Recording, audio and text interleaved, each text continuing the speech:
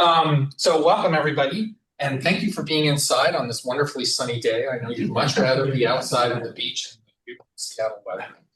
But we're here to celebrate Henry and his career, which has been an insane amount of time that you have been working in particle physics and the things you've seen.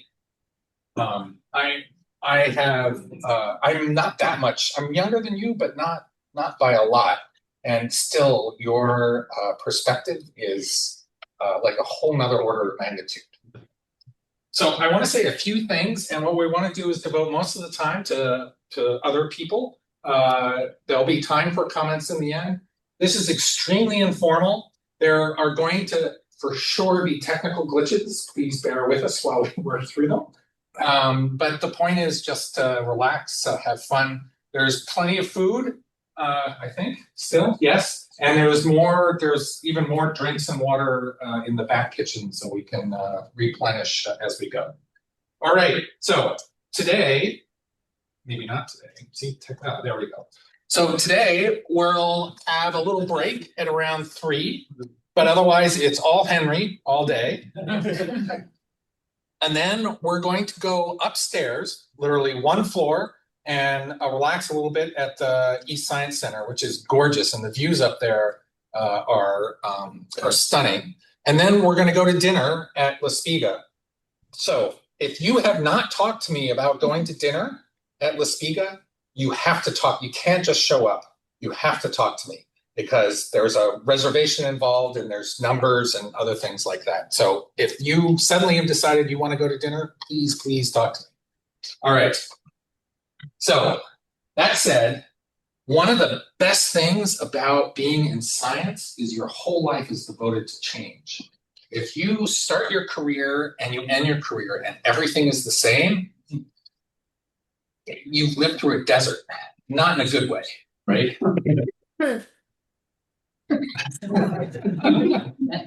So Henry has been through a tremendous amount of change. He changed physics buildings. It's the old UW physics building to the new UW physics building. The group around him has changed. Now, this is the group when I arrived. When Henry was here, there were a couple of more people, but since that's before my time, I wasn't able to dig up their pictures. But Toby is here in the room somewhere. I saw him. Oh, there, right up at front. And then Joe, who sadly is no longer with us. And it's changed to all of us. And really, the only thing that has any continuity here is Henry. And this group now is, in a large part, we're here because of Henry. So certainly a dramatic effect on my life, and I suspect everybody else's life there. And I also just want to say thanks to everybody here because they all helped with making today work. Okay. Another change he's gone through is when he started, we were reminiscing the other day, it was all punch cards. Okay, how many people know what a punch card is? Oh, hey, the room is older than I thought.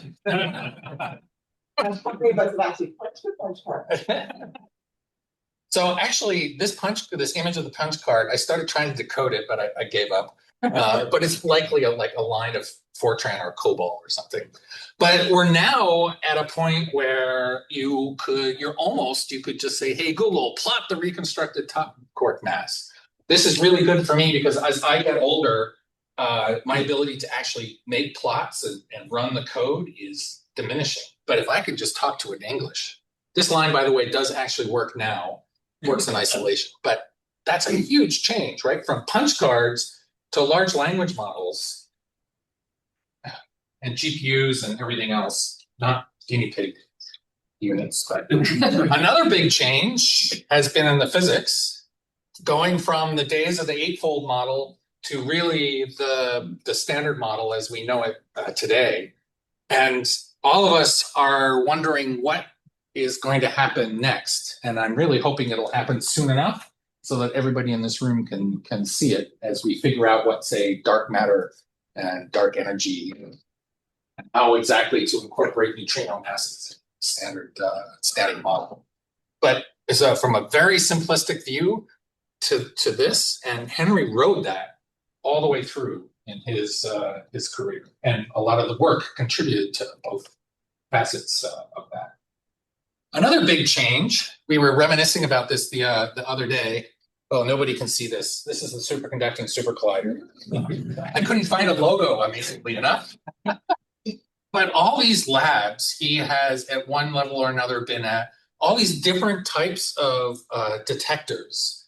Now, if you look at somebody who's just coming into their career now, they'll maybe be on one or two experiments for their whole career. And maybe you might even just be one lab. You might be two labs, but you might even be one lab. This is a huge change in the sociology of the field from where Henry came from when he started. Lots of small experiments, rapid iteration, building a lot of things, to these gigantic experiments that are 40 meters long by 20 meters by 20 meters, right? Just a crazy change. That said, Henry's not done yet. And Atlas, we track everything. How many times you breathe a day, what time you answer emails, etc. We also track which analyses you're working on. So I went to Henry's page and looked up, and you can see this long list of analyses. And if you probably can't read this from here, but if you look through it, they're all tagged with long-lived. This is Atlas. This is only his most recent experiment, but they're all tagged with various versions of long-lived particle searches. And we'll definitely be hearing more about that from several people as we go on. But when Henry first announced that he wanted to retire, he was really explicit about saying, I want to retire from teaching, not from research. And sure enough, if you go to the bottom of this page, ongoing analyses, there's a run 3, which is our current data taking in Atlas. There's a run 3 analysis that he's attached to. Okay, so there is no way to capture a career like this in a 2 days, 1 day, or even half a day. So I apologize, Henry, for us not being able to really dig in deep. The other thing about this is career, and this was especially true as as all of us were trying to put together people for today, is it spans the globe. He has collaborators everywhere in the world. Maybe not in Antarctica, but actually sometimes, because some of them go to ice. But at any rate, it spans the globe. So we're gonna go through a number of people, and we're going to pull some of the people from Europe first, regardless of where in his career they interacted, just because they need to get to bed. Also from Israel, as I think, Ares, you are, if I remember correctly, the very first person. Let me just stop sharing here and bring up yes, Ares. Do you need me to share, or do you want to share? Well, it's just once. Well, you can do it. You can do it. I can do it. All right. Yeah, I trust you. On that. Many people make many mistakes in their career. Okay. Sorry, let me. Okay. It's probably easier.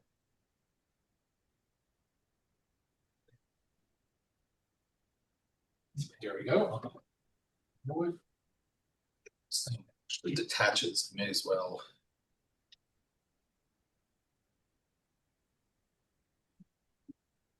Okay. Let's give a short introduction of who you are first.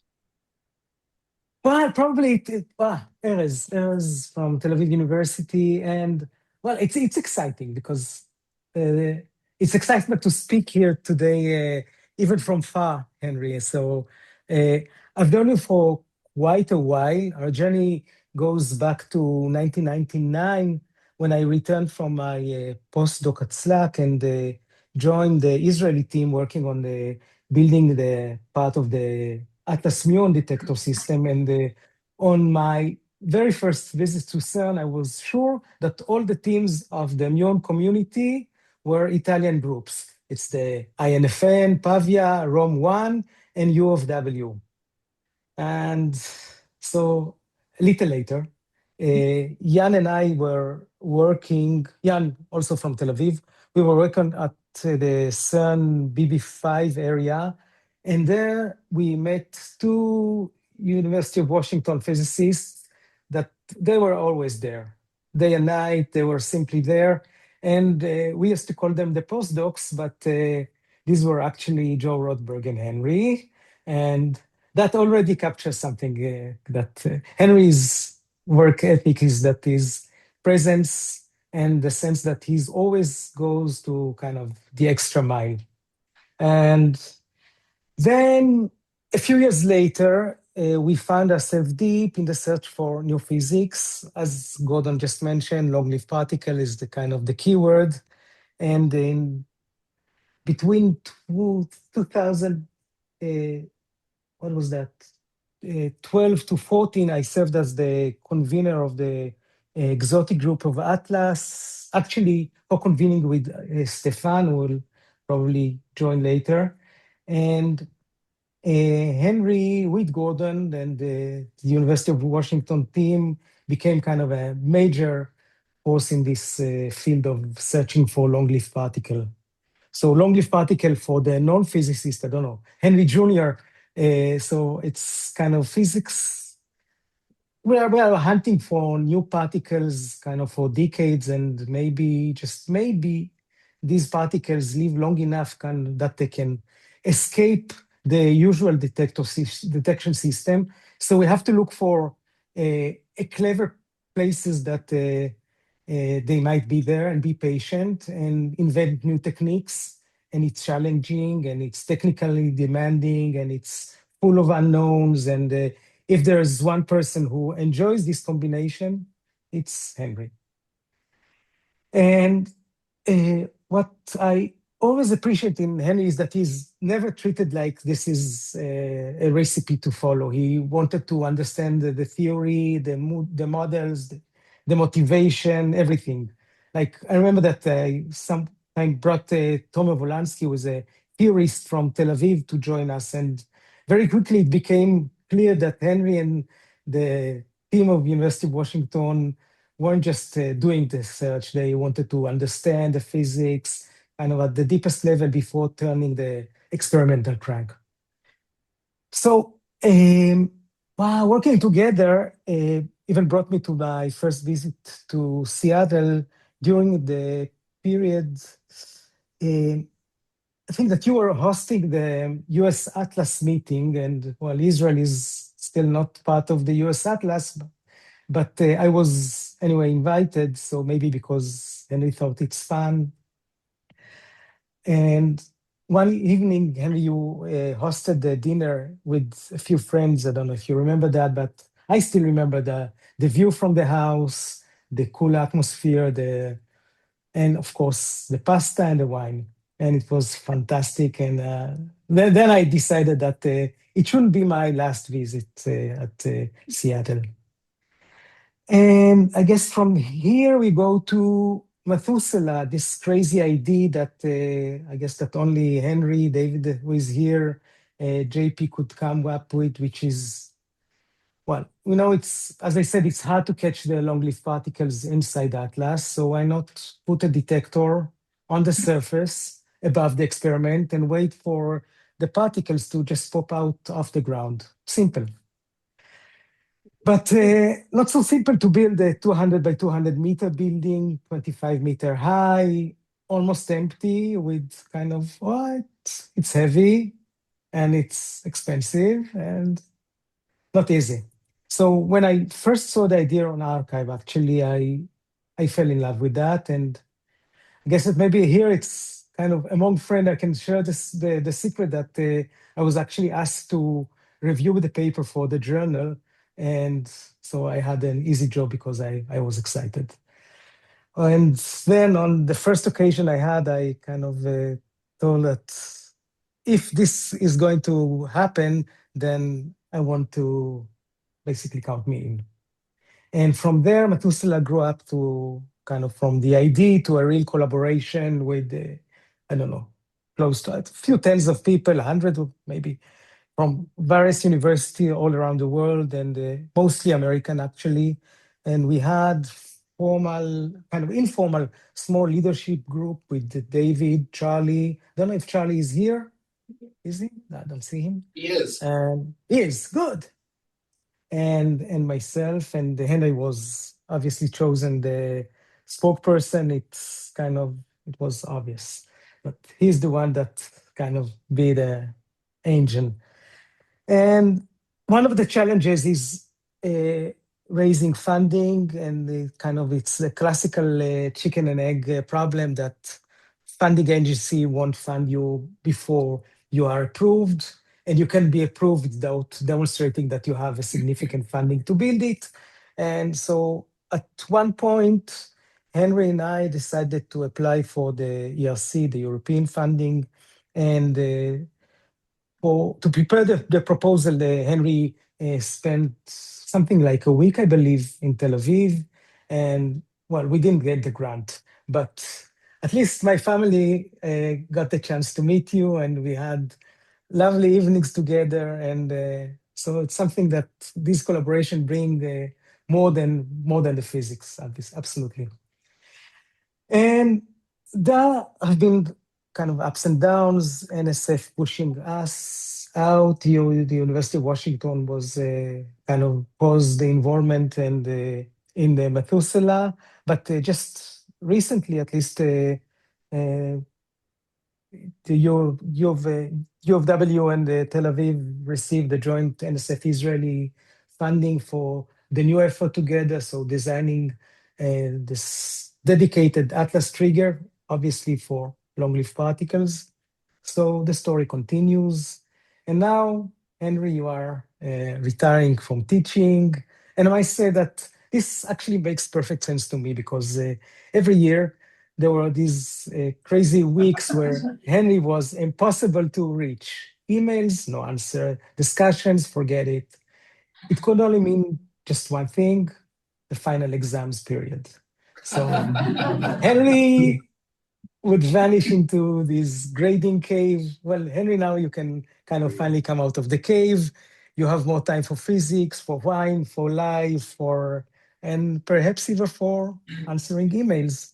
So unfortunately, I'm teaching tomorrow morning, so I couldn't make it in person, but even from far away, I want to raise the glass for you. Henry, congratulations on your retirement for teaching, and thank you for the years of friendship, science, and adventures, and let's share a toast for you and to our next chapters. Thanks a lot. See, the one thing I forgot for the catering was the wine. Thank you, Erez. Sure.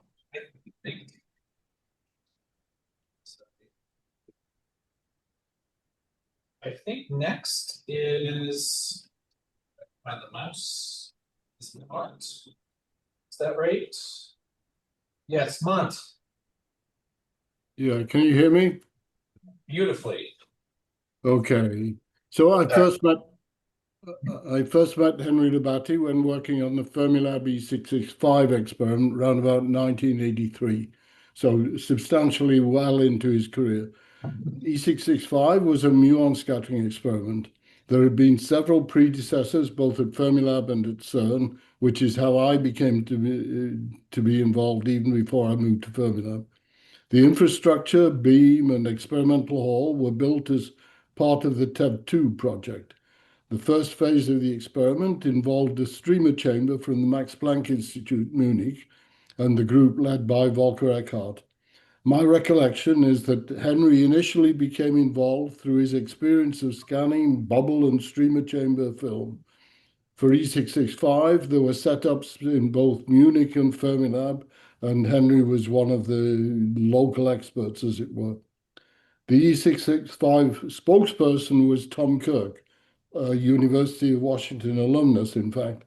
Tom left for the SSC Central Design Group, and I was able to escape from being head of the computer department in order to become spokesperson. A feature of E665, I'm not sure whether Henry will remember this with pleasure or not, but it included the interactions between Henry and a physicist called Hans Kobrak from UC San Diego.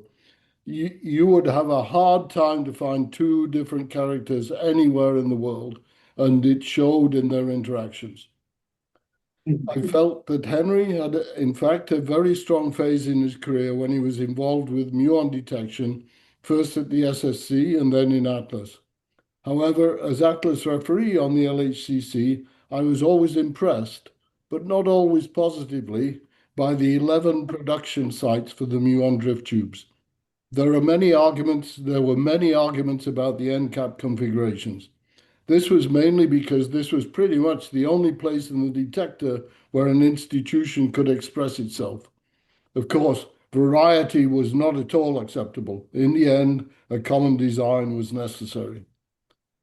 Now, as did many, Henry enjoyed participation in D0 as a precursor to life at the LHC. There, apart from the physics, he found some excellent talent in Anna Gussiu and Gordon Watts. Once recruited, they have served at University of Washington physics rather well, and Henry should be congratulated on his choices.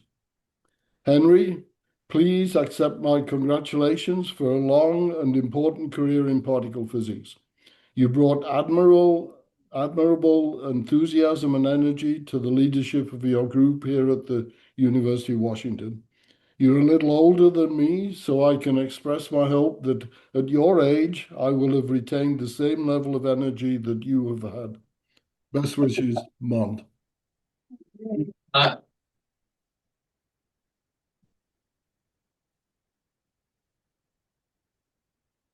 and for those of you in Europe, you should not at all hesitate to disconnect because it is getting very close to midnight there. Is this loud enough for people? Does it need to be louder? A little more would be okay. Could be louder. Little more would be okay. All right. Let's see how hard that is to do. That's 90%. All right, I can give you 10% more noise. All right, Mont, can you just say hi so we can test it since you're still on the screen? Sure, I can say hi. I guess I also didn't say who I am. I'm Hugh Montgomery, retired from Jefferson Lab, from Fermilab, and most recently I was serving on the SPC as chair at CERN. Beautiful. Okay, next we have Ronaldo. Let's see if...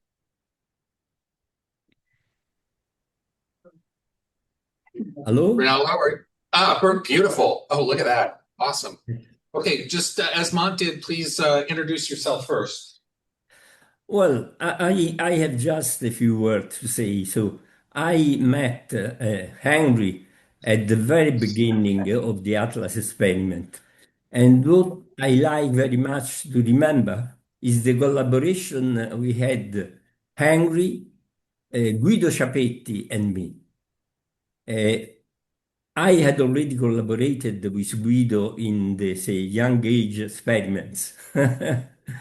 And I was very pleased to work with both of them because they were both, in my opinion, quite, say, strong personalities with a very positive attitude. So it was nice. It was exciting to work with them. Of course, they Guido and Henry had already started to work in the tracking, and with my collaboration, we could include also the triggering. Later, so I remember with some excitement the collaboration we had with Methuselah. It was, in some sense, a very fascinating experiment. The idea of sort of imagine a particle materializing in a huge decay volume and giving signals and tracks in the surrounding detectors. Okay, I was also very pleased to collaborate to the test, the first test we did to evaluate, I mean, with experimental data, how much we could reject the cosmic ray background. Later, just speaking about cosmic rays, we had also an idea to use this huge detector just to make some cosmic ray physics. This was not this was not easy because normally, the CERN altitude was too low to have, I mean, to have real access to high-energy showers. But at the level of the CERN, mainly the cosmic ray showers were made by muons. That was already a quite a nice channel to observe. Okay, so we collaborated quite a lot in this. I remember this meeting we had at the Simon Center in New York. That was a nice opportunity to me to have some activity, some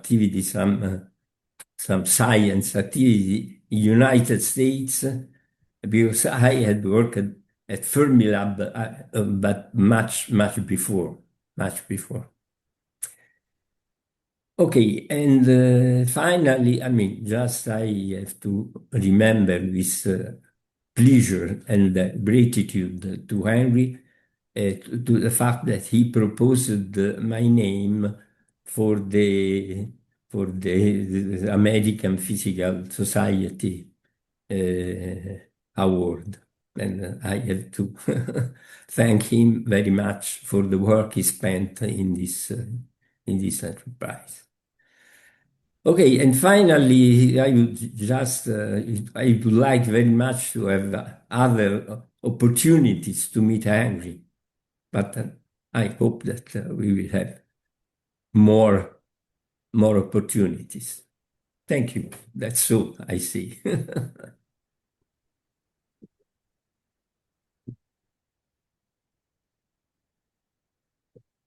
Thank you, Ronaldo.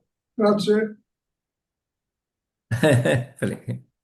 Okay, so I think next we'll go back to the room, and Colin, and please do introduce yourself. So you're going to do this sitting. You probably stand. And you can maybe use your lean against that.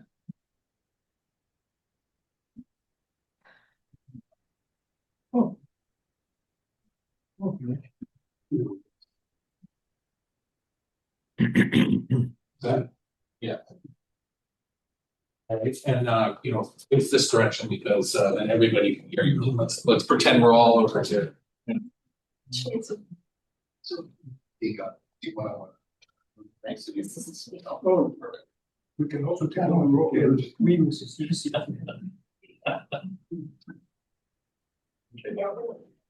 Oh, do you want this chair? Okay. Thank you for inviting me here, Garth. I'm very glad to be here. I am Colin Daly, Professor Emeritus in Mechanical Engineering. I retained my life in a simple life as a mechanical engineer up until the 1990s, so that I met him.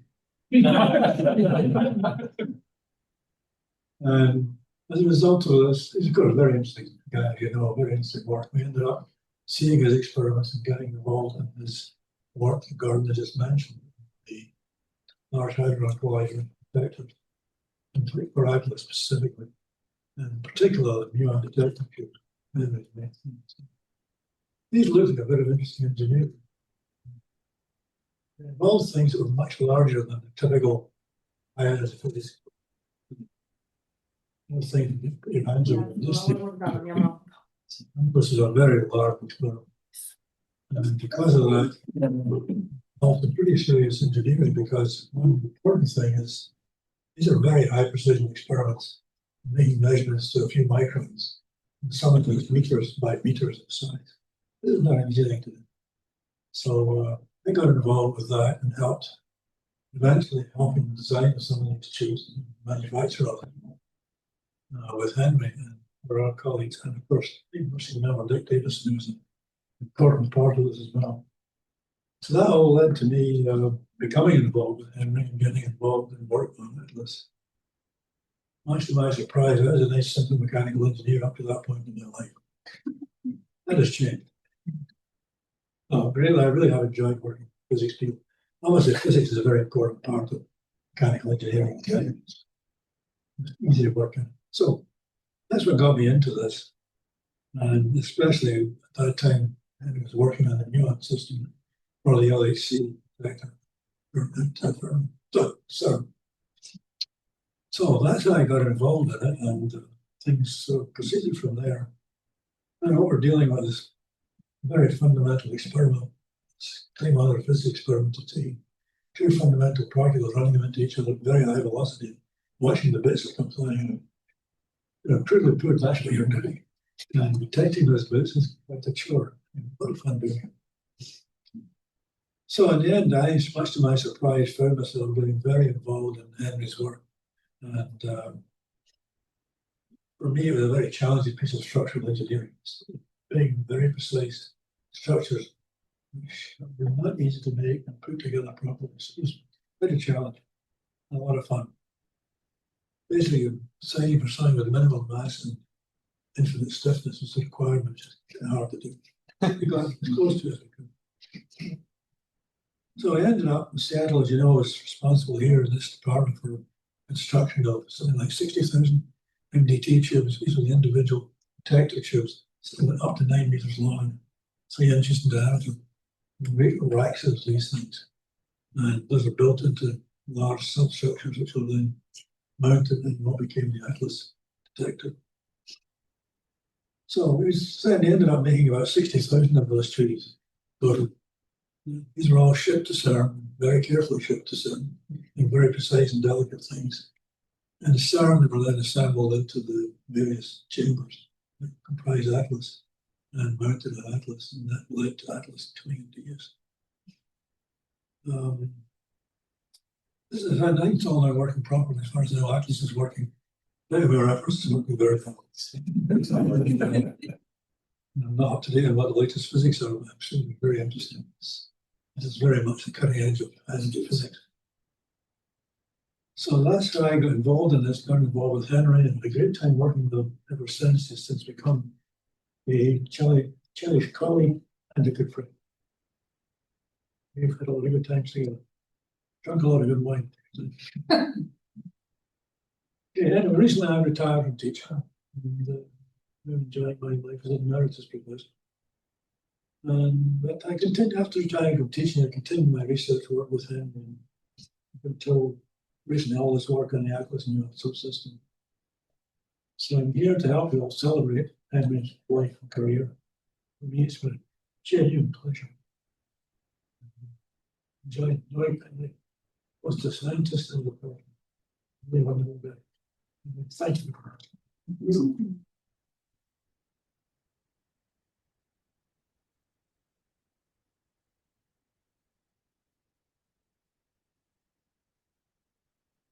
When I first arrived as a brand new prof here, I thought Colin was part of the physics department because he had an office here and he was here so much.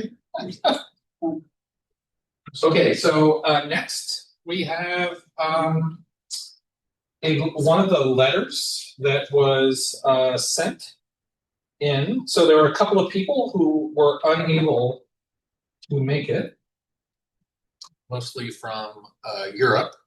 So let me get the sharing going again. So what I'm going to do is I took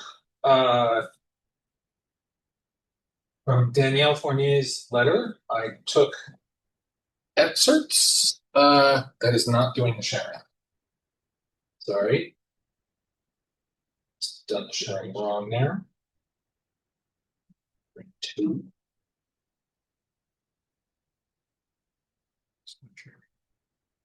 Okay, now it's doing the sharing. Let me get this full screen.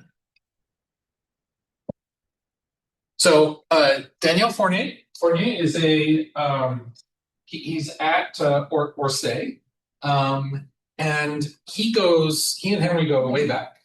Henry arrived in Orsay as a postdoc, and I believe Daniel was a graduate student at the time, and he's back there now. So, yes. So he is one of the few people who actually can span almost the whole range of Henry's career. So Henry arrived in 1967, and the reason is because at Berkeley, Fredder's group, and Fredder is Henry's thesis advisor. So, and Henry, of course, got his PhD at Berkeley, and the Orsay bubble chamber group had been collaborating for several years. So it was a very natural sort of sideways or move up into the postdoc position. At the time, as I was mentioning before, we didn't really have the standard model in the sense that we have it now. So they were looking at strong interaction physics, diffractive disassociation. To me, as somebody who's a modern particle physicist who grew up in the age of the standard model, I look at these words and I don't fully comprehend what they mean. This is how much things have changed. Resonance production by a virtual exchange, things basically that had very large cross sections compared to what we do now. And in the mid-70s, the bubble chamber, which is just a phenomenal detector, which nobody uses anymore, was the technique of choice. So as I mentioned, we were not looking at modern processes like QCD, but it was more various phenomenological models like Rebbe poles and other similar beasts. And so Henry goes there to be an experimentalist working with that bubble chamber group, apparently spends most of his time palling around with the theorists, writes a few papers with this, and as a result, he ended up giving a few lectures at a summer school where Danielle was a student. So I thought that was kind of nice. In '69, they went to MIT to visit something called the Pepper system, which is, this is where computing is really starting to evolve. This is one of the first systems that was able to look at the picture. So a bubble chamber, you take pictures of the particles. I mean, you can basically see them with your eyes. And you take pictures of these, and you can then display the pictures and then try to understand how did the particles curve, where did the particles come from? But it's a very visual way of looking at an experiment, completely unlike anything that we do today. And it's a way of scanning these bubble chamber, the films or the pictures that he's referring to the pictures. Such a system was later installed in Orsay, and it was, despite this big advance, it was also the end of the golden era for the bubble chamber. But there was a collaboration here because of this. This is also special to me because my dad, who was a physicist who's now passed away, was working on the Pepper system at MIT at the time. I have no idea if they ever met.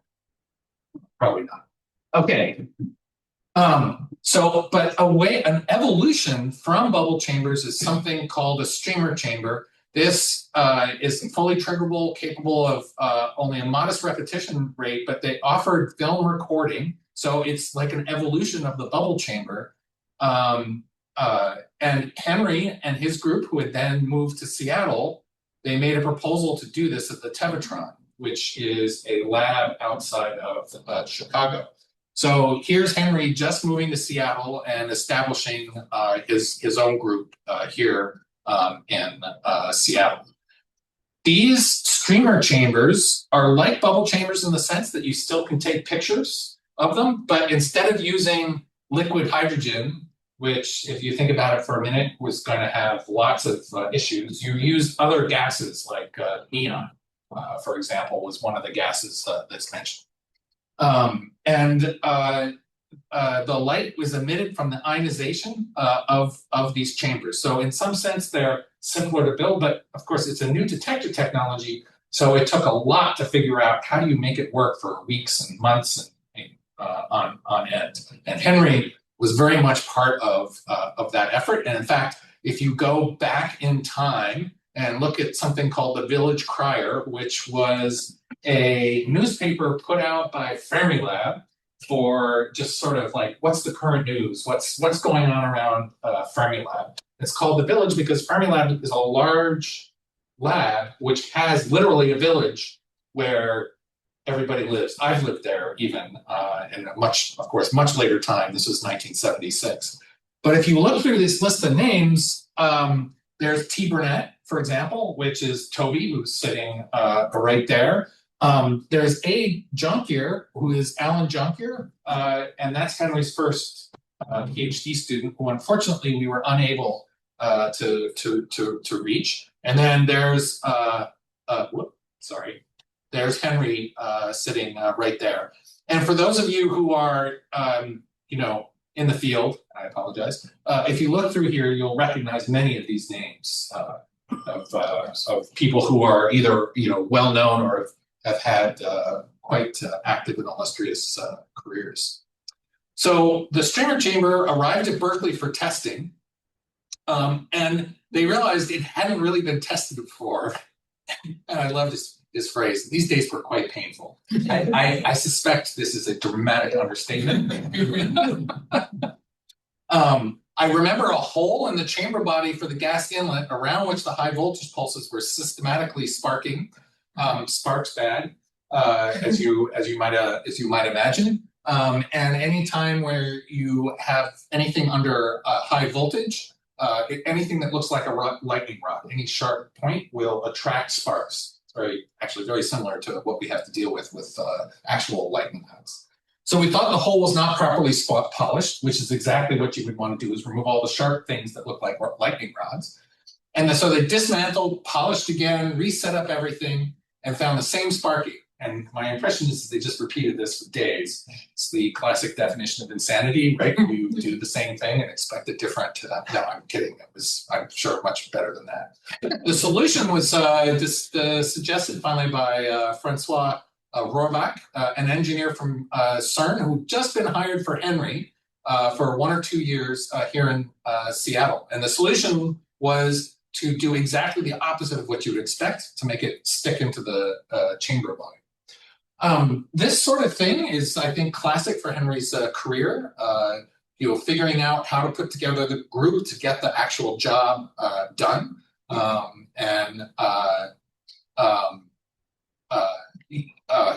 Right here. And to end this story, this part of this story, one of the most active people there was Alan, the PhD student I just mentioned. And the chamber was dismantled and parked into the car, who late in the day immediately drove 1,000 kilometers towards Seattle. And as he says, for us little Frenchies, his words, not mine, this looked harsh and we thought typically American. Okay.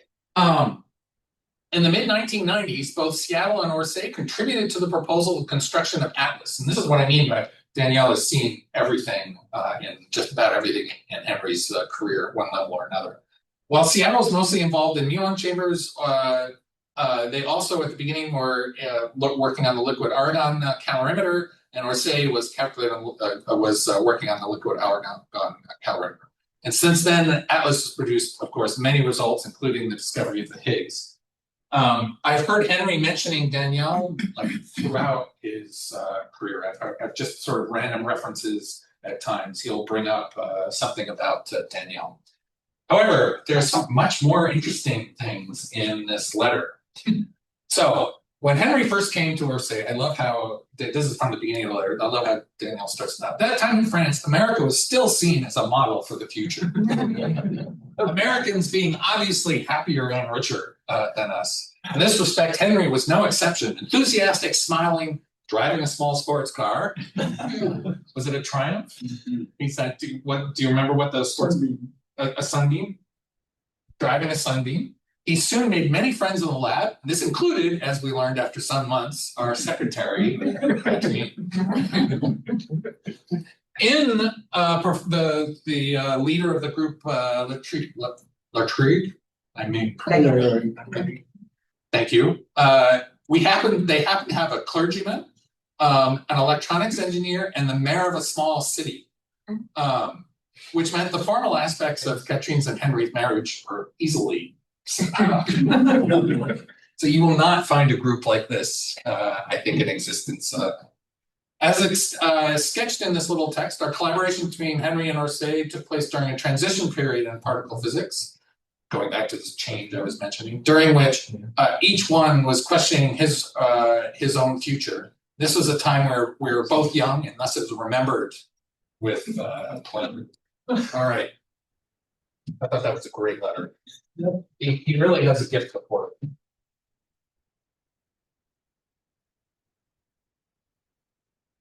Okay, I think, Toby, you are up next. Let me just double check that I haven't forgotten. Yes. All right. So, are you okay? Yeah, and just never mind. Just, face that direction. So face that direction. Is there a mic somewhere that I should close to? The mic is actually there, and it will pick you up just fine. All right. This brief mention was that I had a spinal stenosis, which meant my right leg was kind of screwed up, and marbles of the UW medical school. They were able to dig in and chew out some of the bone, and so now that was 9 months ago, and now I could never do this. I couldn't do this for several years. That is put all my weight in my. Anyway, back to the topic. Gordon started with a look at the history of the field and how things are evolved. And I've been thinking a bit about this. And in fact, before I came here, I was kind of wondering I'll talk about how Henry and I overlapped in a bit. But then I was wondering, I'm pretty old too, in the sense that I've been through a lot of the history of the field. And now I know that my PhD date was 1 year after Henry's, which was 1968, and which was not too many of you were alive then, but it was a terrible year to get started in the field. And about technology back then, the primary mode of data collection in high-energy physics experiments was to copy down numbers from the Nixie tubes, so scanners. And so and when I was a graduate student, Henry also, we did calculations with slide rules. It was important to be proficient with a slide rule. HP calculators came out, but they were terribly expensive for graduate students. Anyway, so I got to start very early, and about the same time, and I've been through the whole thing like Henry. But now let me move on to our interaction. There are not so many people that you remember from the very moment you met them. Remember that scene. And there are two people in here for which that is true, Henry and Gordon. Henry, my memory from him was when he came up to me, introduced himself, and this was in the breezeway, as we called it at SLAC, which was a connection between the lecture hall and the cafeteria building, which has now been replaced. And he was there to interview me to ask if I wanted to apply for a position here. And Gordon was at the steps of D0, but yes, that's right. But at any rate, that came through.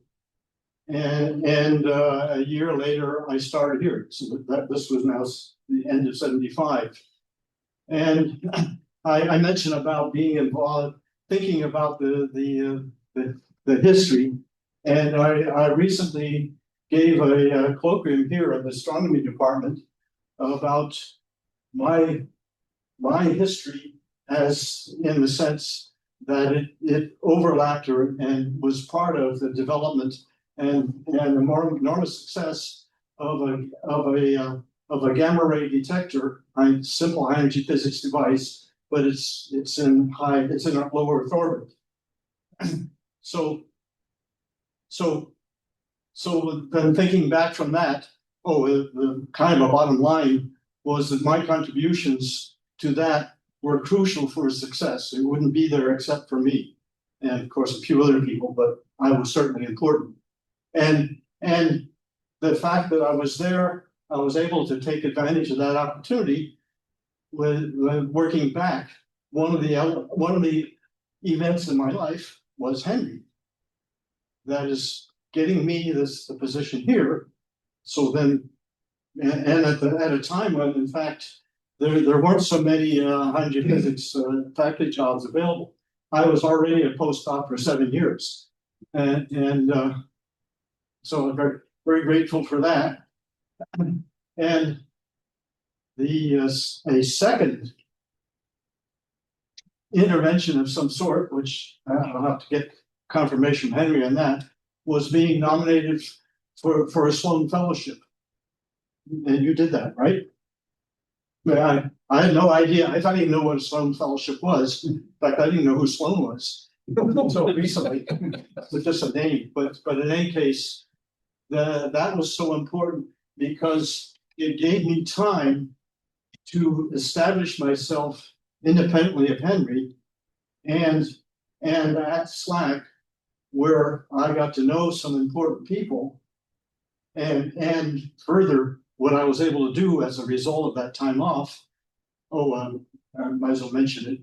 The Gordon mentioned the standard model of particle physics, okay, with the 6 quarks and all that stuff.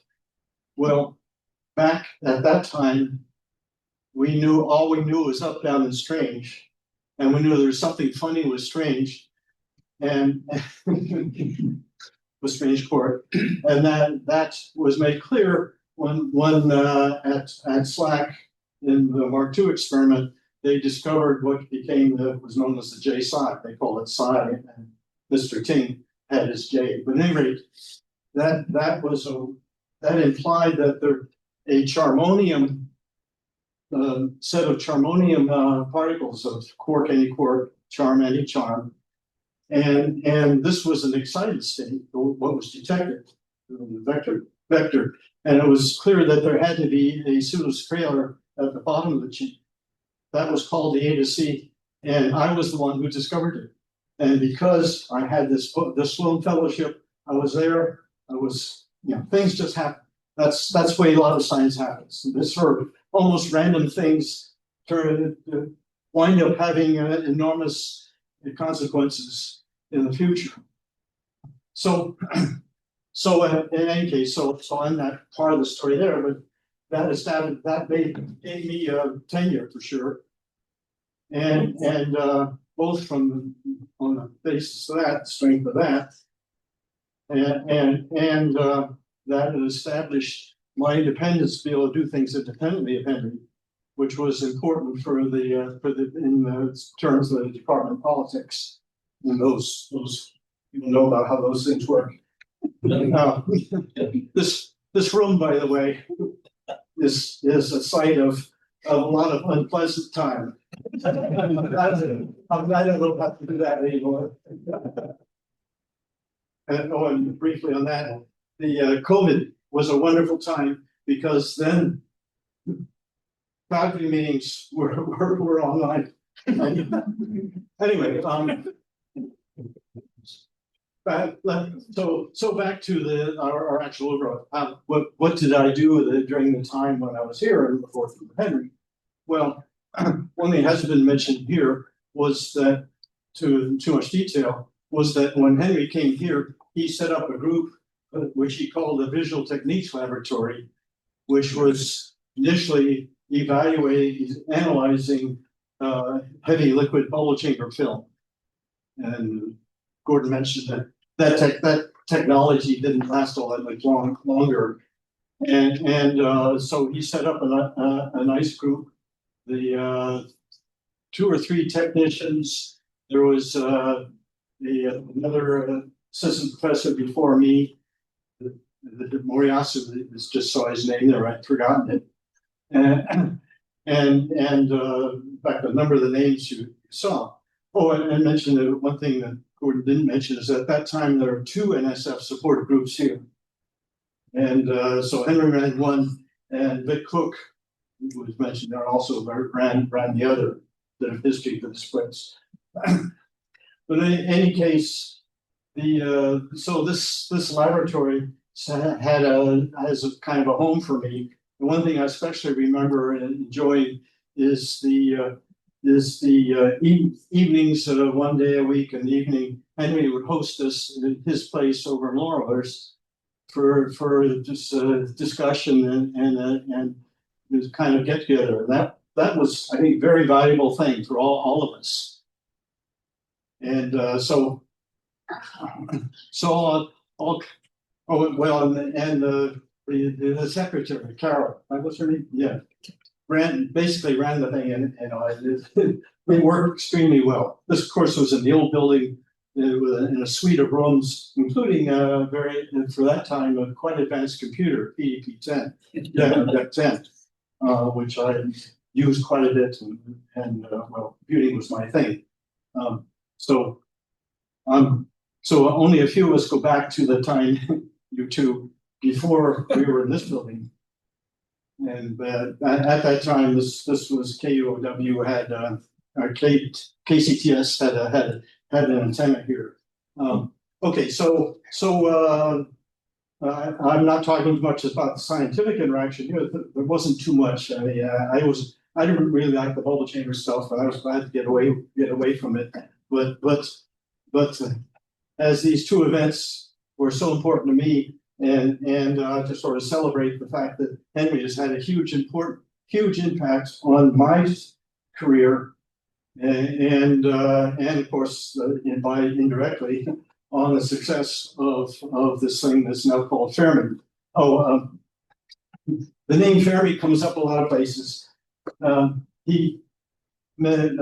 Professor Fermi was one of the first to propose an acceleration mechanism for cosmic rays, and in recognition of that, the device we put together and launched and was very successful got named Fermi. So thank you and all that, Henry.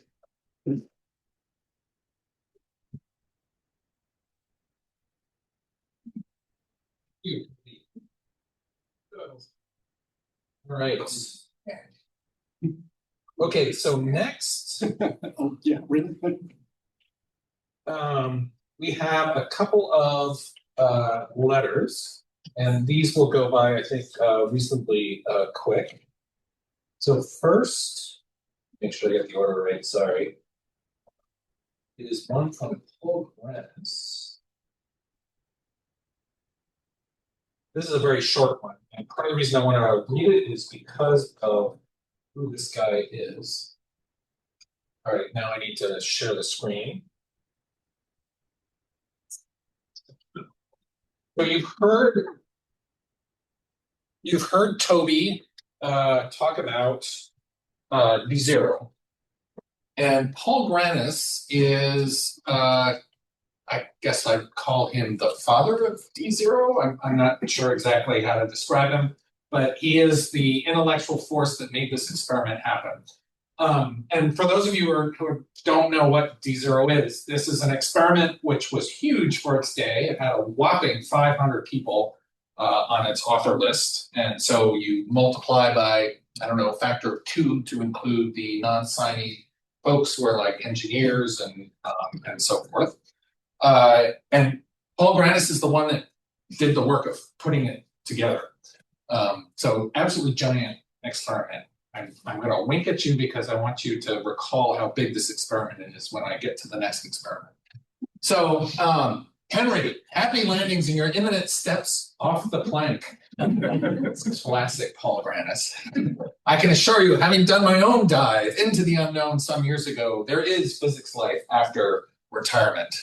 I appreciate your many contributions while collaborating on D0 and its upgrade tracking systems. Should be proud of the long career shedding light on the particle world, starting, as I recall, with studies of the yet unsplit A1, and now spearheading innovative searches for long-lived particles. The long-lived particles comes up over and over, and it's basically because the whole field knows Henry for this work. And it's been, what, the last 20 some odd years, I think. I wish you the best and hope you continue to devise interesting things to do and generally make good trouble. You always known for good trouble or also sometimes for bad trouble, Henry? Okay, so thank you, Paul. Whoops, I keep forgetting. I'm not quite. I actually just need. Okay, so the next one is coming from 3 people. Sorry. All right, so first is Peter Yenny. So Peter Yenny is the father, I don't know what to call him, of the Atlas experiment. So the D0 experiment was located on the Tevatron, which is located in Chicago. So that's a local experiment. It's only a 4-hour plane trip, which is barely enough time to take a nap. Atlas is located at CERN in Geneva, Switzerland, which does have enough time to take a trip on your flight over there. This is also a big experiment. It's got about 3,000 people signing. So we just keep getting bigger and bigger. My heartfelt congratulations and warm greetings for this great moment that you share with your family, friends, and colleagues. I'm glad that you plan to stay active in research. I can only admire you for your passion for physics. Even though being a youngster compared to you, I entered this phase much earlier. But from my own experience, I can tell you it is a great privilege and joy to enjoy both professional activities well beyond the time of so-called retirement. I love this phrase, the so-called retirement, together with all the leisure of private time. Somehow, I'm not quite sure Henry plans to have much leisure of private time. It will be mostly the professional activities. We've shared a very long way on Atlas since the University of Washington joined the collaboration and signed the technical proposal in 1994, which is an insane amount of time on one experiment. This was my reference at the very beginning to how the field has really changed, how we are connected with experiments. What a great time we were privileged to enjoy ourselves together in this Atlas adventure. Seeing Atlas from its start to where it is now, through the Higgs discovery, through multiple large upgrades, through an absolutely colossal amount of data, a richness that our field had never seen before the LHC ran. This is Henry was there at the very start. Okay. Thank you, Peter. And then finally, this is, I forgot, a little out of order. The other person who sent us a letter was Stefan Willak, and he is the current spokesperson of Atlas. So Peter Yenny started Atlas, and he was sort of spokesperson for life. What is it? Was it the beneficial, not beneficial? Benevolent, thank you. The benevolent dictator for life until he stepped down. And we've had a series, including, for example, Fabiola Giannotti, who is currently running CERN. You may have seen her if you've watched some of the Time Person of the Year. She was one of the nominate that made it onto the magazine. So Stefan is our current guy, our current co-spokesperson. Spokesperson. So on behalf of the Atlas collaboration, I'd like to express my deepest gratitude for Henry's many lasting contributions to the Atlas experiment. He's been a member of the collaboration for nearly 30 years, during which he helped design and build a substantial fraction of the MCOT monitored drift tube chambers for the Atlas muon spectrometer during the initial construction phase of the experiment. He later also helped design and build a support tube and precision tube holding an insertable B layer, a crucial addition to the Atlas pixel detector installed prior to run 2 of the LHC. This tube was built out of carbon fiber. One of the things that I've loved about working with Henry is that he never sits still. He's always trying something new. And carbon fiber was a relatively new thing. We have Boeing up the road. They know a little bit about carbon fiber, but they know how to do carbon fiber big.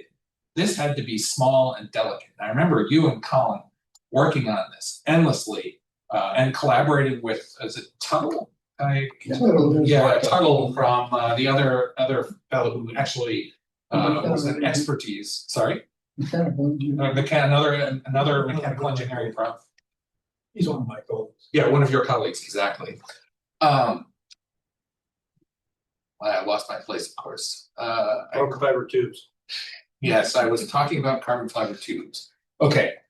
Henry pioneered the search for long-lived particles in Atlas. Already during run 1 of the LHC, he inspired many of his colleagues to follow this path of exploration and requiring a deep understanding of the experiment, as well as multiple analysis techniques and reconstruction innovations. This area of investigation has now grown over the years and now gathers many researchers in Atlas and beyond and outside of Atlas. This is really gotten to be a big industry, as is evidenced by the many ongoing analyses and the successful LLP long-lived particle workshops held over the past decade.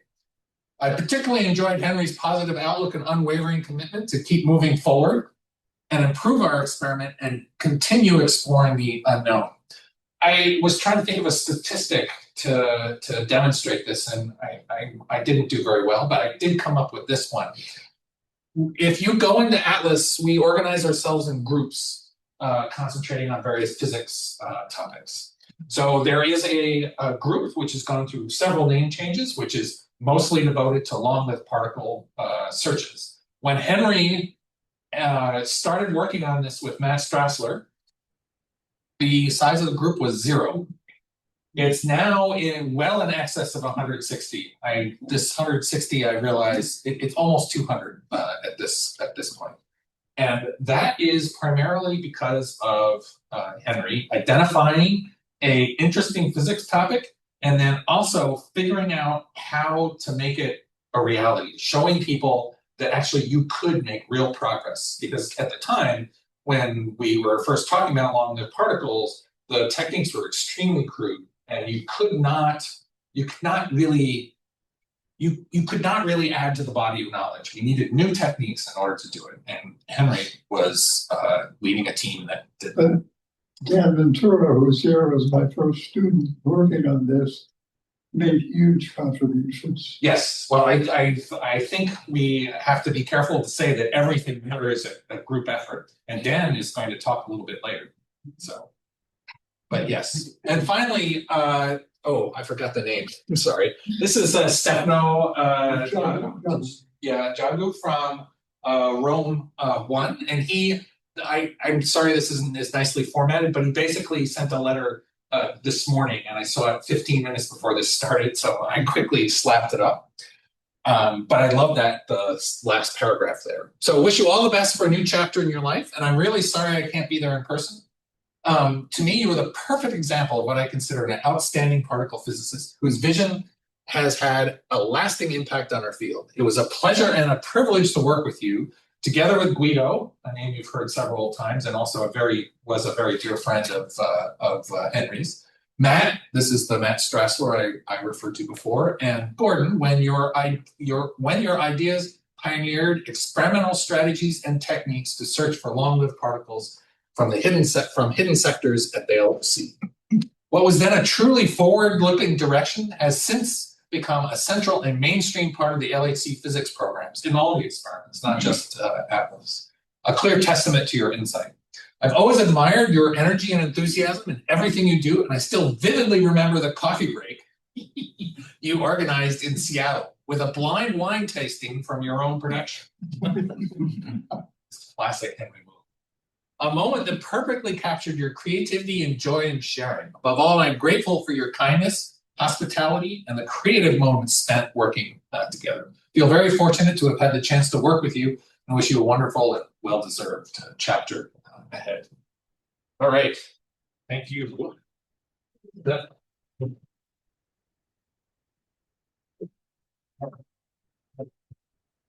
All right. So, I don't remember the agenda at this point, although we are. Is this okay? Well, we can look at the agenda here, I guess. If I can get the mouse. All right. Leandro, that's right. So this is another letter. So Leandro and Michele these guys were thick as thieves. Dear Henry, so this is from both Leandro and Michele. First of all, we want to express our astonishment on learning your decision to retire while so young. We first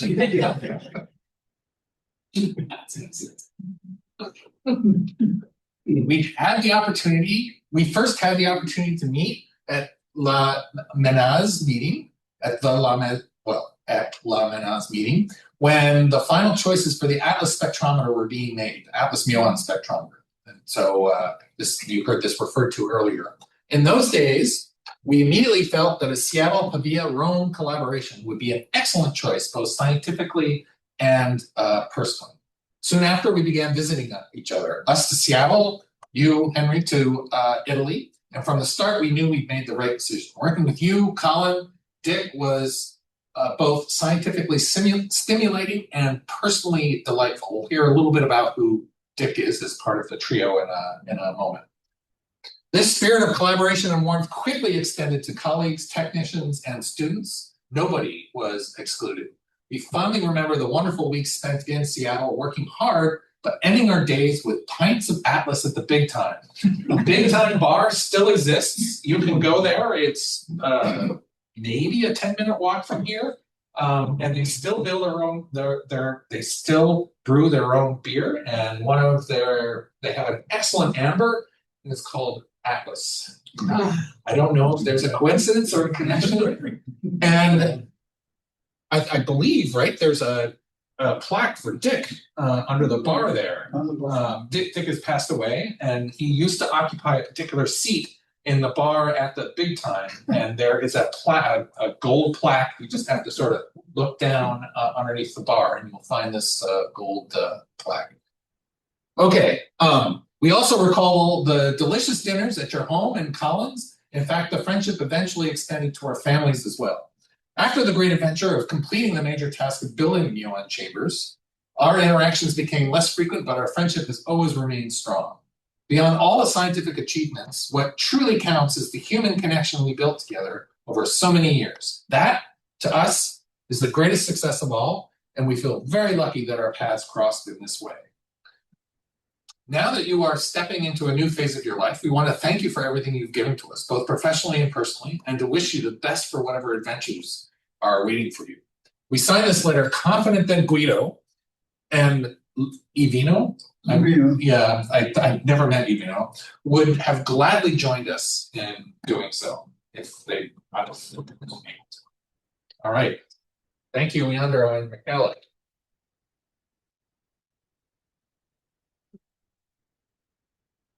All right. You see the text? I'm sorry? There's a message for you. Oh, I did not see the text. What does the message say? Oh, Kurt David. And Matt. Oh, both. Okay, so David and Matt. Yes. Are you time constrained? Because we have a bunch of Methuselah stuff coming in the next section. And that would be the most logical place. But if you're time constrained, we can do it sooner. I would humbly request an exception. We have Sure. We have two sick kids under 4, and witching our approaches. So Okay. All right. So can you wait for Bill, because he's pretty closely connected to of course. Leandro, and then we'll have you go right after Bill. Is that okay? That sounds perfect. Thank you. Okay, so Bill, yes. If you come up and Sure. So, three quick points. Well, first of all, I was Henry's grad student from 1985 to 1994. Went by like a flash. So, three quick points. My father started working for Louis Alvarez up on the hill in the late 50s, and he constructed the second Frankenstein measuring projector, not the first one, but the second. And so Henry worked for Louis as well, and so they almost certainly knew each other from Father Hal Doherty. The second point is that the University of Washington conducted the first modern muon beam experiment. We hear a lot about muons. That was Jerry Levert and others at the Betatron. So that's where all of it started. And the third point I wanted to make was that we all remember Dick Davison very to all of us. When you saw Henry, you saw Dick too, and he made a lot of contributions. There's a plaque in his name at the Big Time Tap. Yes, we just heard that. Right. We noticed that AI has already gotten to his history. In other words, AI is corrupting everything out there. So even Dick Davidson's memory had some obvious false things. But anyway, I just wanted to make sure that we all remembered Dick is very important to all of us.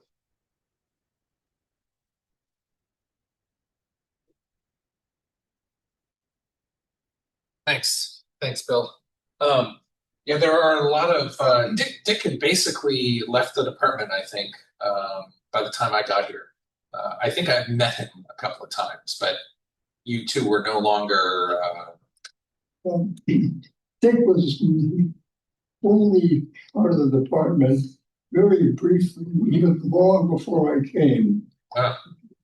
Dick was an exceptional person. His father was the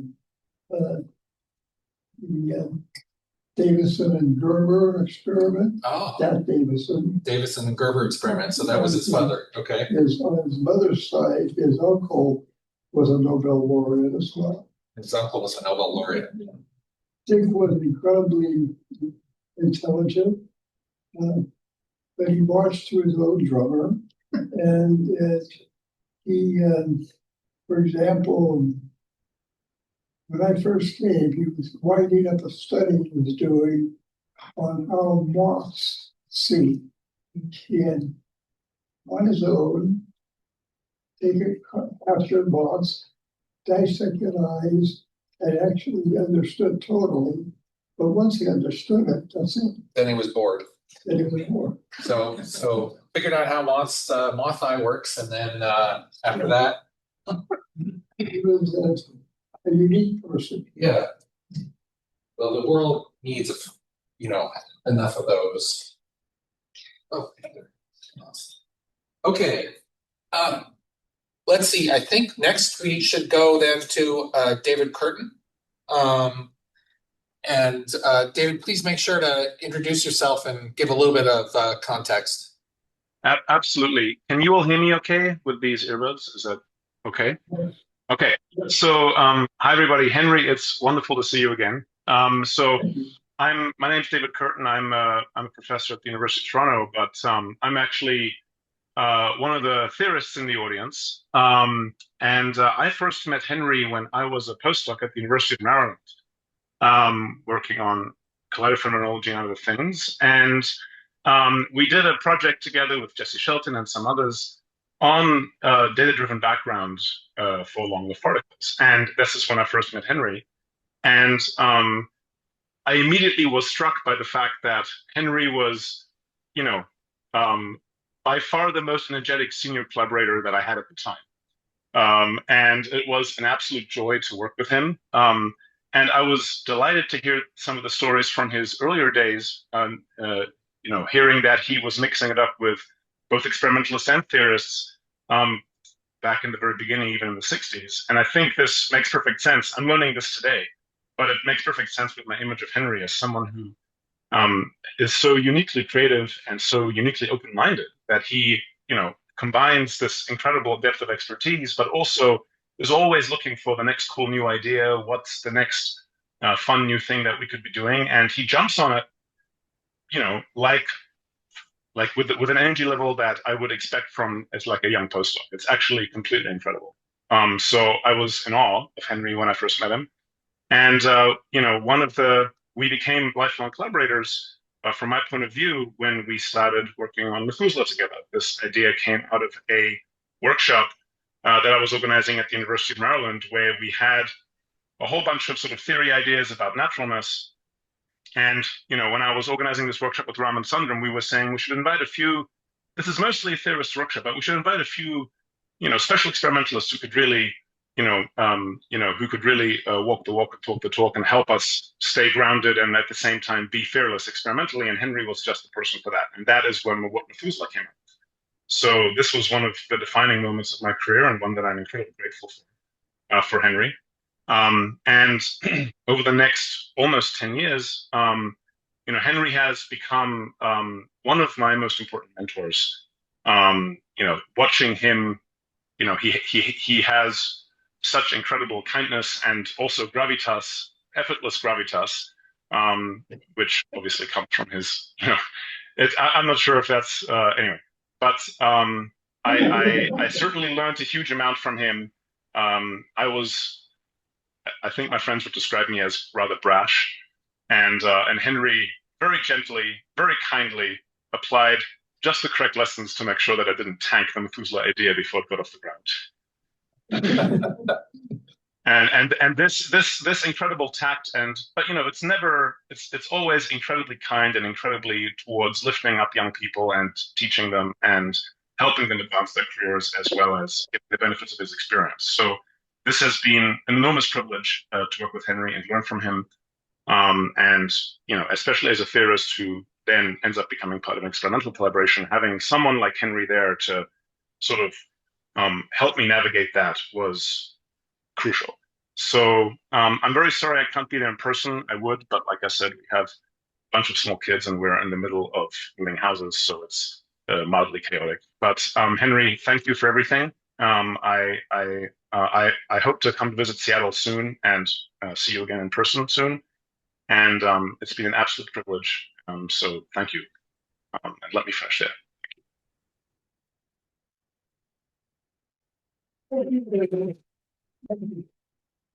Thanks. Okay, so at this point we have a break. All right, so so this second half we've got some people here in the room and also some people remote. And I really want to thank the people remote because many of you are coming from Europe, so this is pretty brutal at this point. So Henry, myself, and everybody really thanks you for all the caffeine you are currently imbibing. So let's start. So do enter you sort of introducing yourself. But. All right. My name is Bill Kuykendall. I am a research engineer with the Department of Mechanical Engineering right now, but I started my career here at the UW as a student. In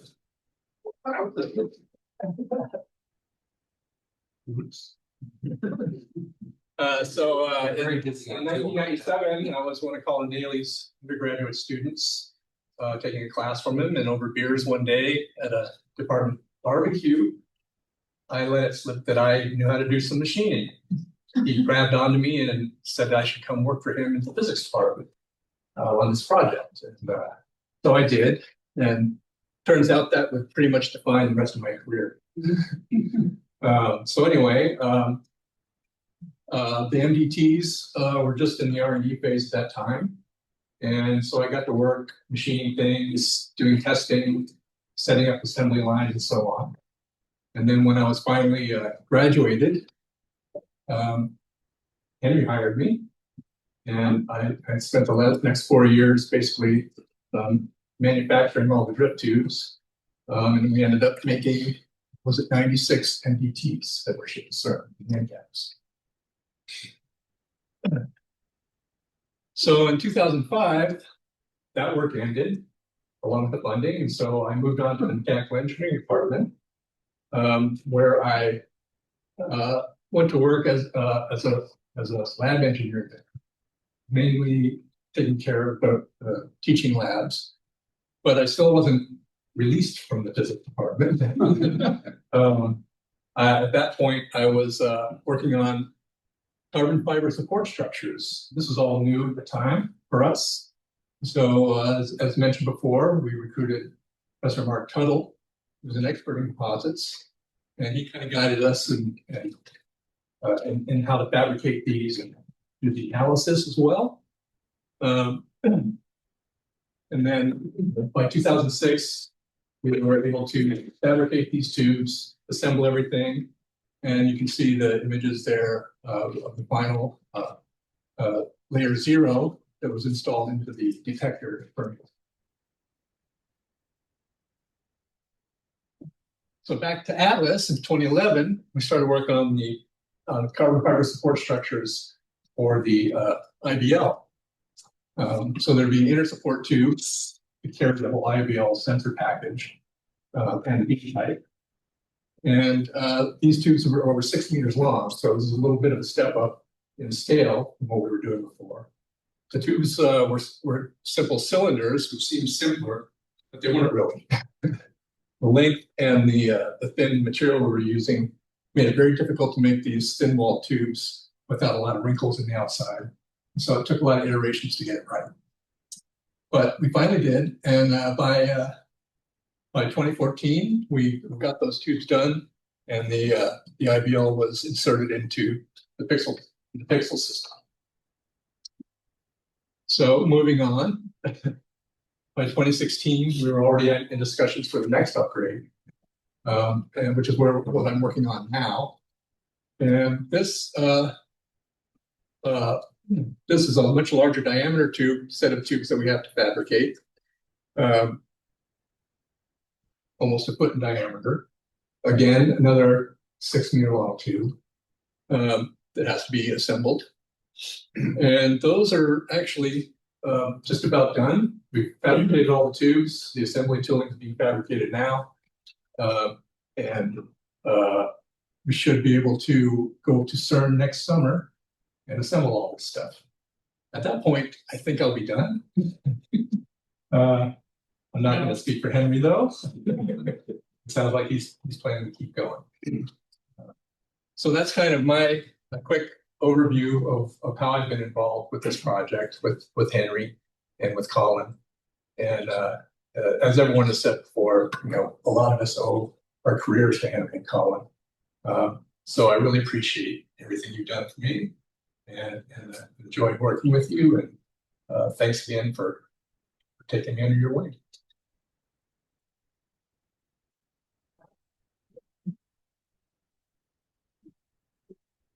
Love it from undergraduate. Yeah. How many, if I'm allowed to ask, how many years ago was that? It was 97. 97. Yeah.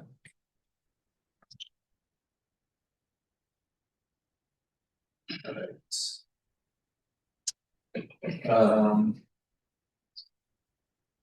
Sorry.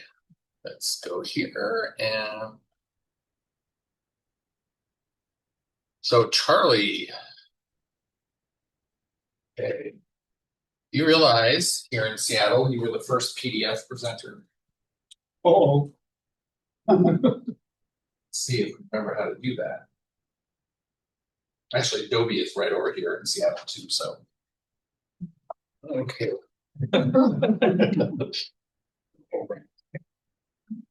Set.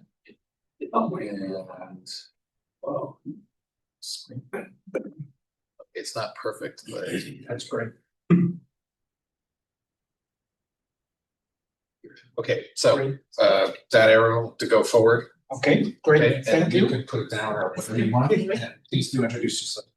Great, thank you. So I'm Charlie Young. I work at Slack and I've been working with Henry for a while. And the things you've heard about that includes IPL and also Methuselah. I was asked to talk about Methuselah, so that's why this is here. You've heard a lot about long-lived particles from different people already. This is another long-lived particle experiment, but it's not part of Atlas. It's a different enterprise. It's still at CERN. So It's a little confusing, right? It's a CERN, it's an LHC, but it's not out of Atlas.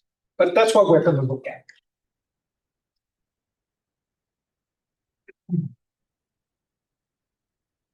Did it not work? It's Windows, so we're just kidding. Did you say this problem? Yeah. Here.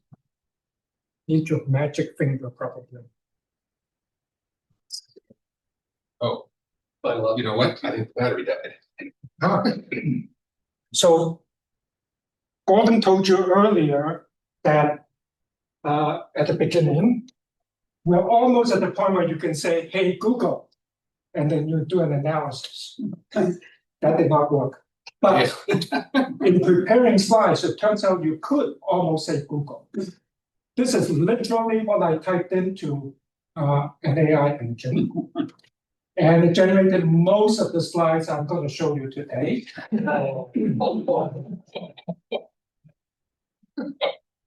And to give proper credit, I've done a little icon from the Microsoft, whatever it's called, to indicate that it generated slides, not me. Okay? So if it's wrong, blame Microsoft. Okay. So this is what I asked, and it started giving out answers. The Methuselah experiment, it says the physics goes, Methuselah, which stands for that long string, is a proposed large area surface detector at CERN designed to complement the high luminosity LHC. Primary goal is long-lived particles. We've heard many, many times already, predicted by many theories and so on.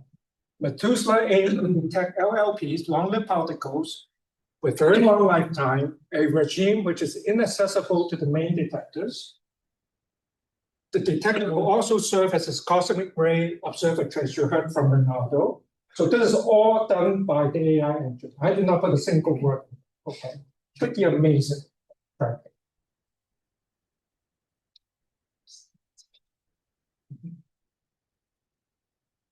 Are you expecting another slide in there? I might not be able to help you with. That's okay. That's okay. I will add to it. So why is it called Methuselah? So I think it is trying to, because of long-lived particle, right? That's Methuselah. And if you take this thing, which used to be Methuselah, you can take different letters out of it and get it almost like that, but it's still missing an H at the end.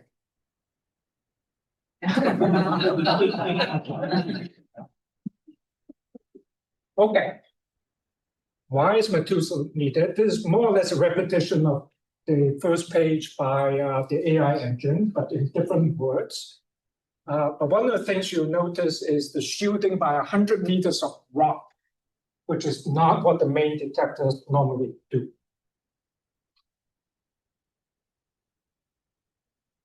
And then it says, well, I'm going to tell you something about Henry Lubatti's role, the leadership and the vision. Once again, it's their words. Don't blame me for anything. You're giving the talk. We are going to blame you. Yes.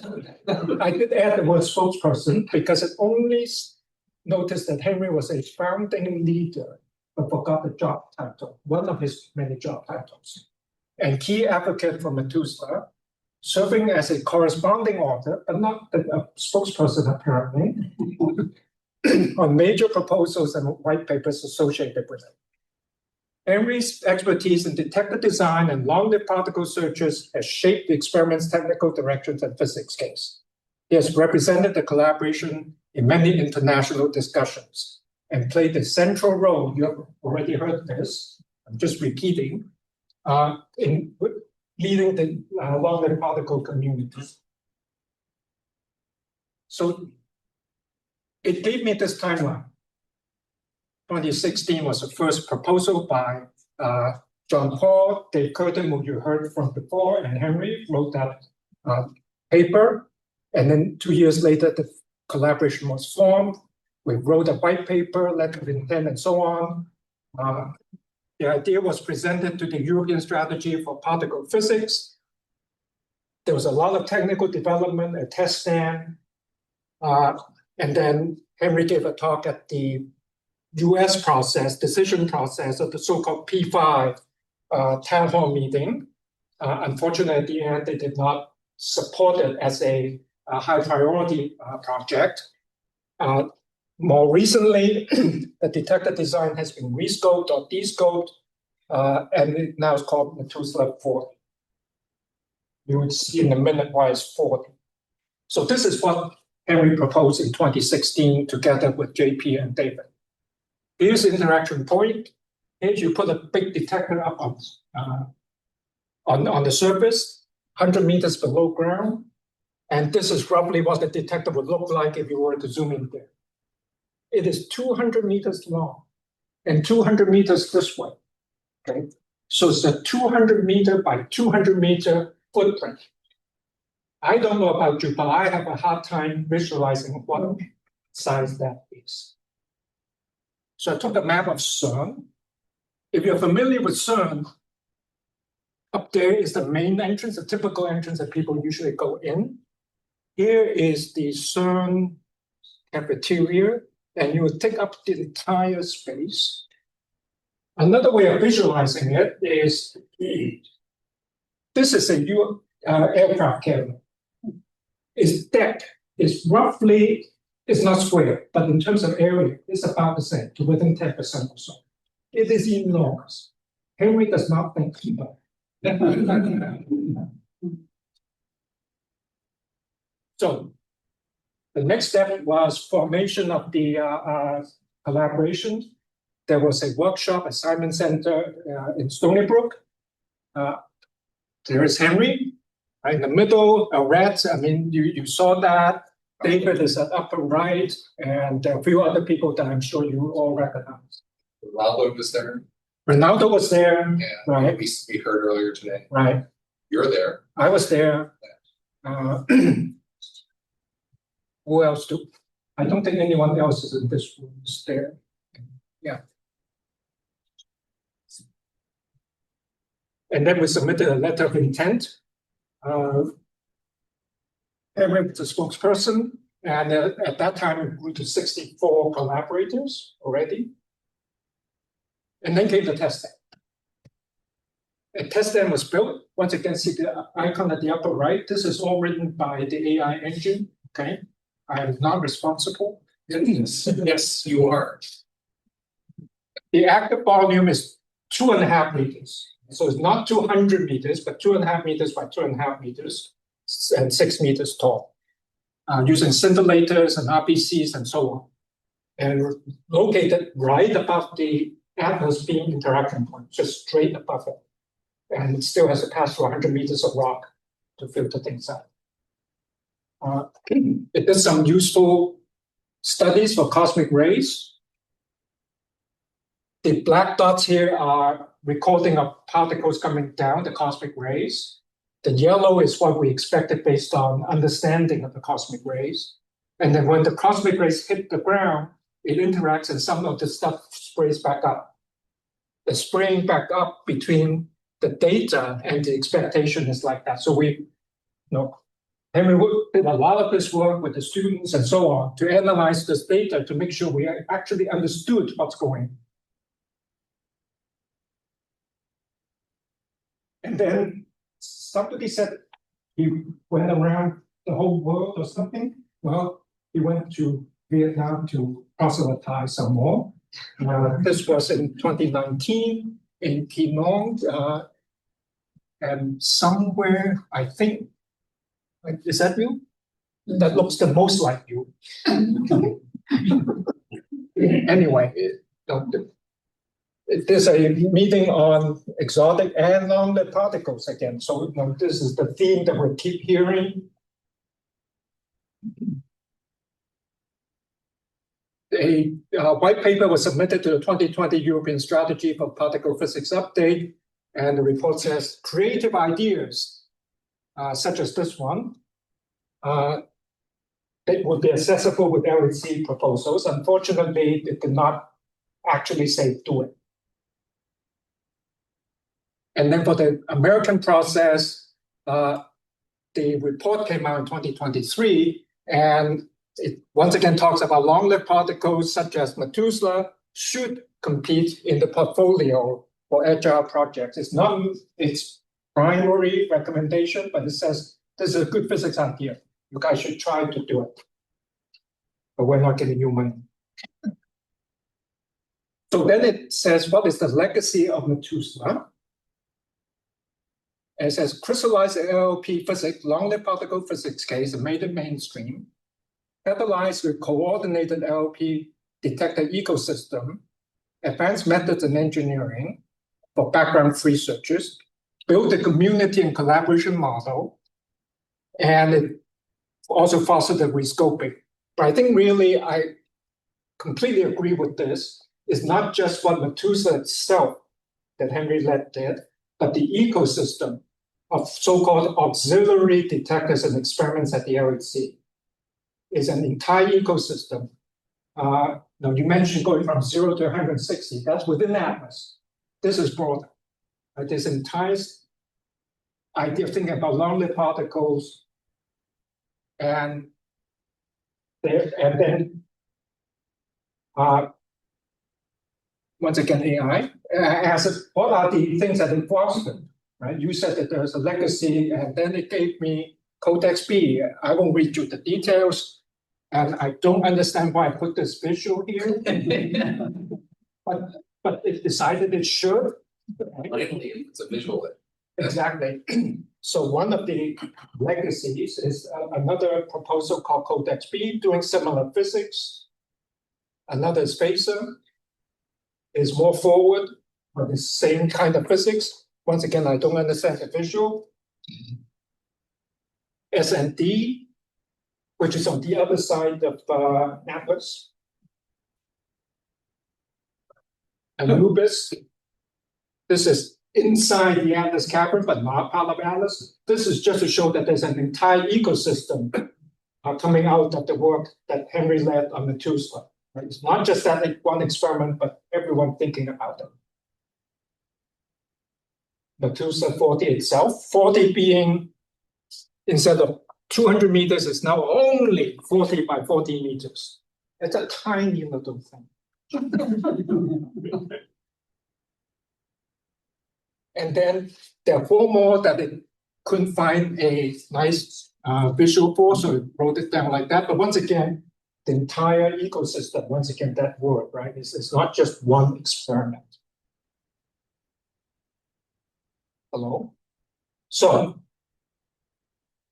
you are retired from teaching. I guess you are retired from bureaucracy. You don't have to attend too many meetings, maybe. Right? Wonderful, but you're not done doing, doing the science. Congratulations. Thank you.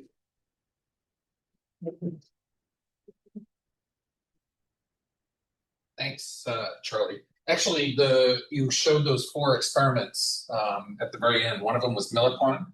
That's a fairly direct descendant from work here, because Andy Haas was one of the people that started that, and he was a grad student here working with me. And some of his ideas came from seeing us do the long-lived particle stuff later on. He left before we started the long-lived particle. So there's an even more direct line there. Okay, that was awesome. Let me see where.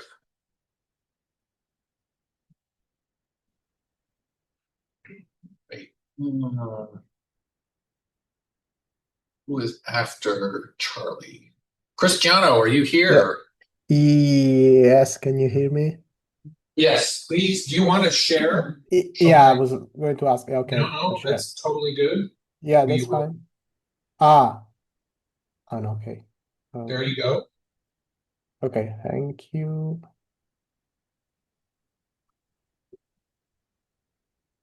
Do you see the slide? Wait. And definitely see the slides. And I think you also see me now.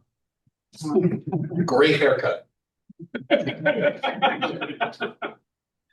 And don't forget to introduce yourself before Yeah. starting. Thank you. Yeah, I'm Cristiano Alpigiani. I'm a University of Washington postdoc, and Yeah, I'm sorry that I cannot be there in person for this one freedom from teaching. So I know that the research continues, so we will probably keep discussing also the coming days. Um, so yeah, I actually met Henry like it's already 10 years ago. I met him the first time in Building 40. We had this sort of informal job interview for a position at UW, working for long-lived particle. And actually, by coincidence, at the same time, the paper on Raman data, the first search for long-lived particle in the spectrometer using Raman data, was in circulation, and Queen Mary University of London, it is the institute where I did my PhD, was one of the institute that was reviewing the paper.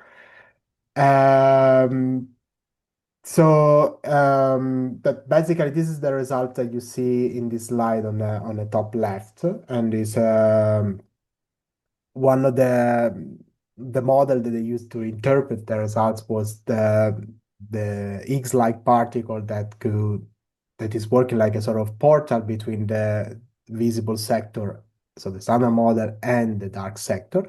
The dark sector, you have two long-lived scalar that decay into hadron eject in the mu spectrometer. At the time of the run one analysis, the analysis was asking for two long-lived particles, which gives you a super very low level of background, but is limiting the sensitivity to shorter and longer lifetime.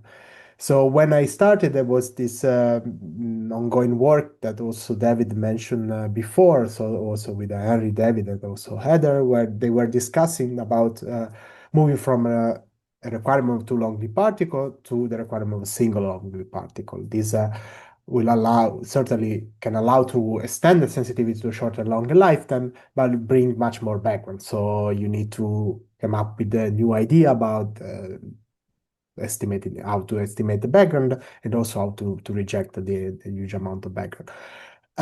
We did a lot of work during run two, but I also wanted to, I tried to compare the two plots. So the plot from the first analysis that was released and the one that was the last results that was done using the run two data. And Henry has already started working on the run three data for the same analysis. And it was a little bit difficult to compare given the different scale, but as you can see from this very rough comparison, you have the results from the run two paper from run two data extended the sensitivity in the term of branch duration of order and magnitude, thanks also to this idea of going to the single long-lived particle instead of two, and also improve the sensitivity, so extend the sensitivity to longer lifetime, again of about one order of magnitude. So this was it's a very nice job. It's a very nice result, and I was really happy to have the opportunity to work with Harry on this search during that too. I really learn a lot for in terms of long-lived particle, in terms of detectors, so Atlas in general. But it was also very nice because I also had the opportunity to uh, to work on Matusla. So you already had an extensive presentation before by Charlie. I just tried to put together some picture that I have on my phone, and these are from the 2017 2018.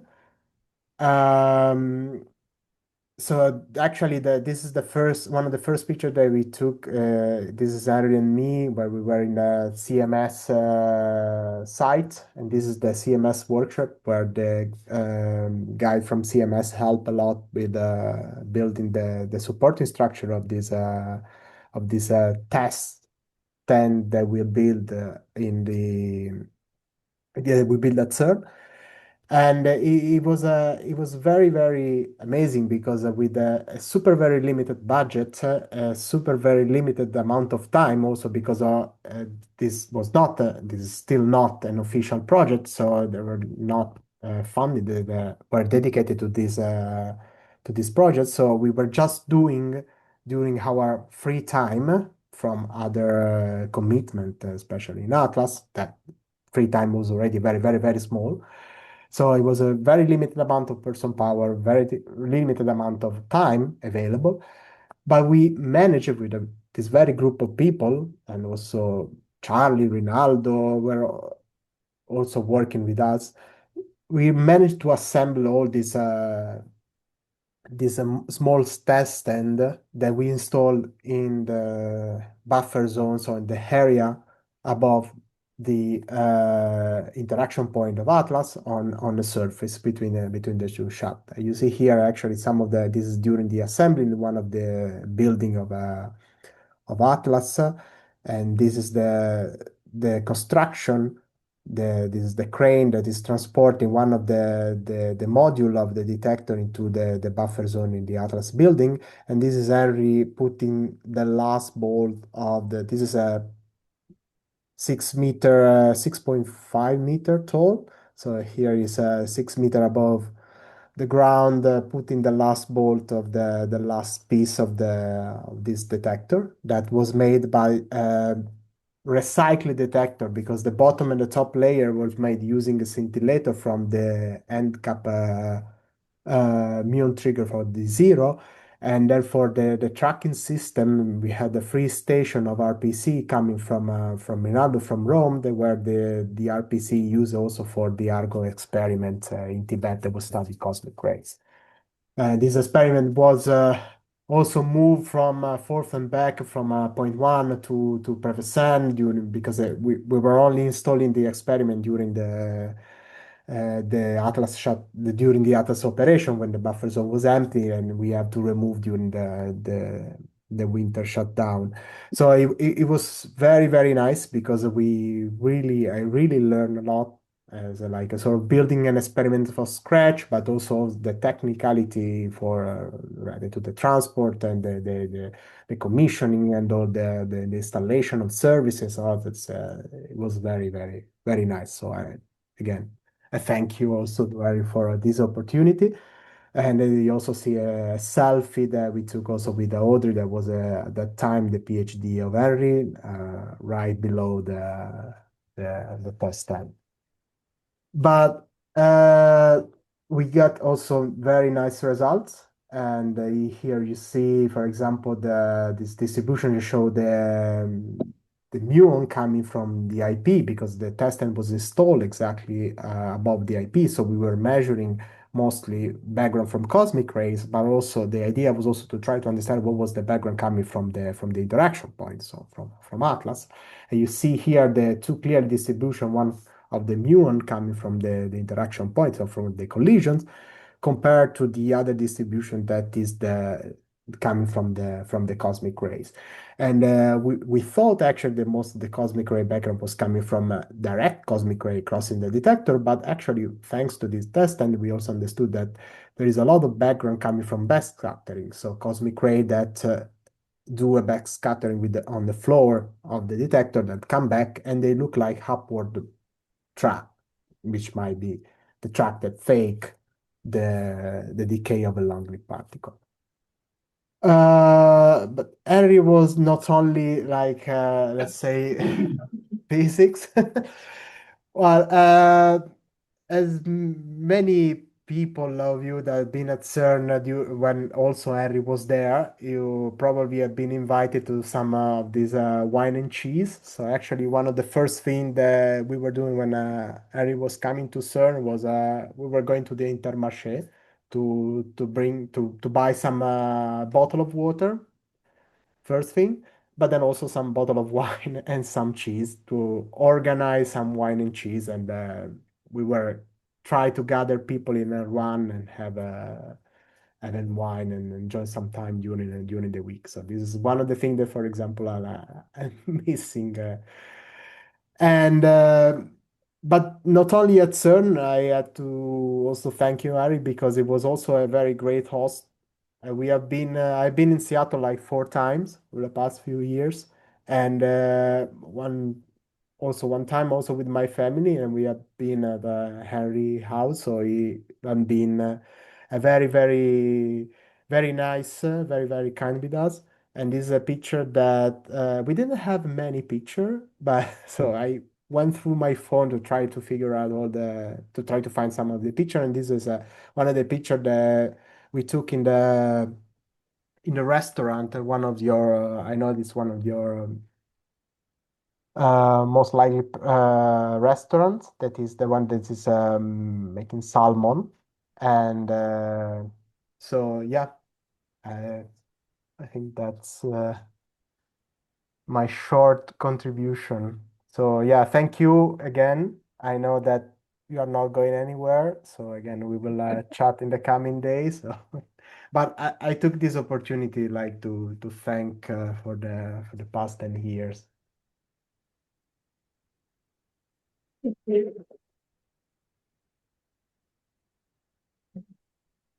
Yeah, thank you so much. Could you make sure to email me that slide deck so I can put it up for posterity's sake? They are in a Indico page. Oh, you uploaded them. Perfect. Yeah, I did it. I just haven't reloaded the page recently. Amazing. Thank you. All right. Before we get into let's see. Okay, so nominally, Dan, you're next, but what I'd like to do is put you off one because Matt Strassler is here. And Matt, I apologize for not slotting you in earlier. That was an oversight on my part, but now would be a perfect time. Okay. Awesome. Can you hear me well? Yes. All right. Well, Henry, it is great to see you. And also hello to Gordon and Toby and my other former colleagues. I'm Matt Strassler, a particle theorist, and I was a professor at UW between 2002 and 2007. And I was trained as a student at SLAC. So I've always been a deep believer in fostering close ties between particle theorists and experimentalists. And when I arrived in 2002, Gordon and Henry and I quickly set up a weekly meeting at which we and Toby included our students and postdocs and began to train each other. It was, I think, very effective, and we had a very good time as well.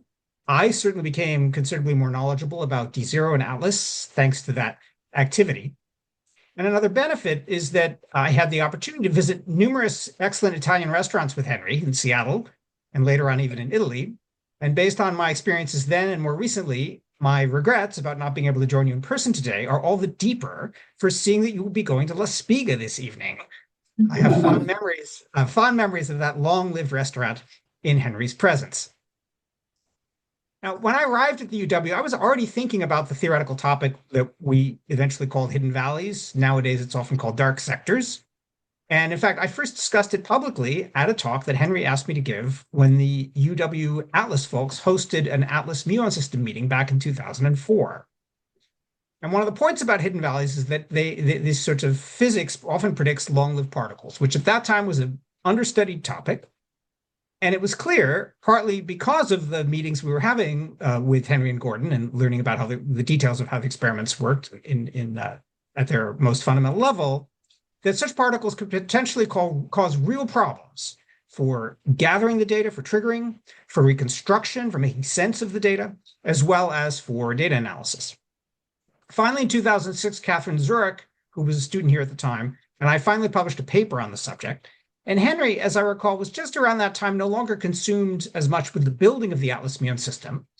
And as I recall it, he immediately saw this topic as an opportunity to do something new and interesting.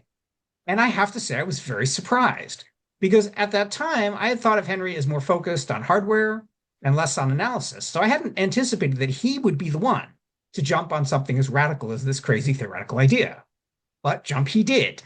And he brought along his friends from other institutions in Italy, most notably Rome.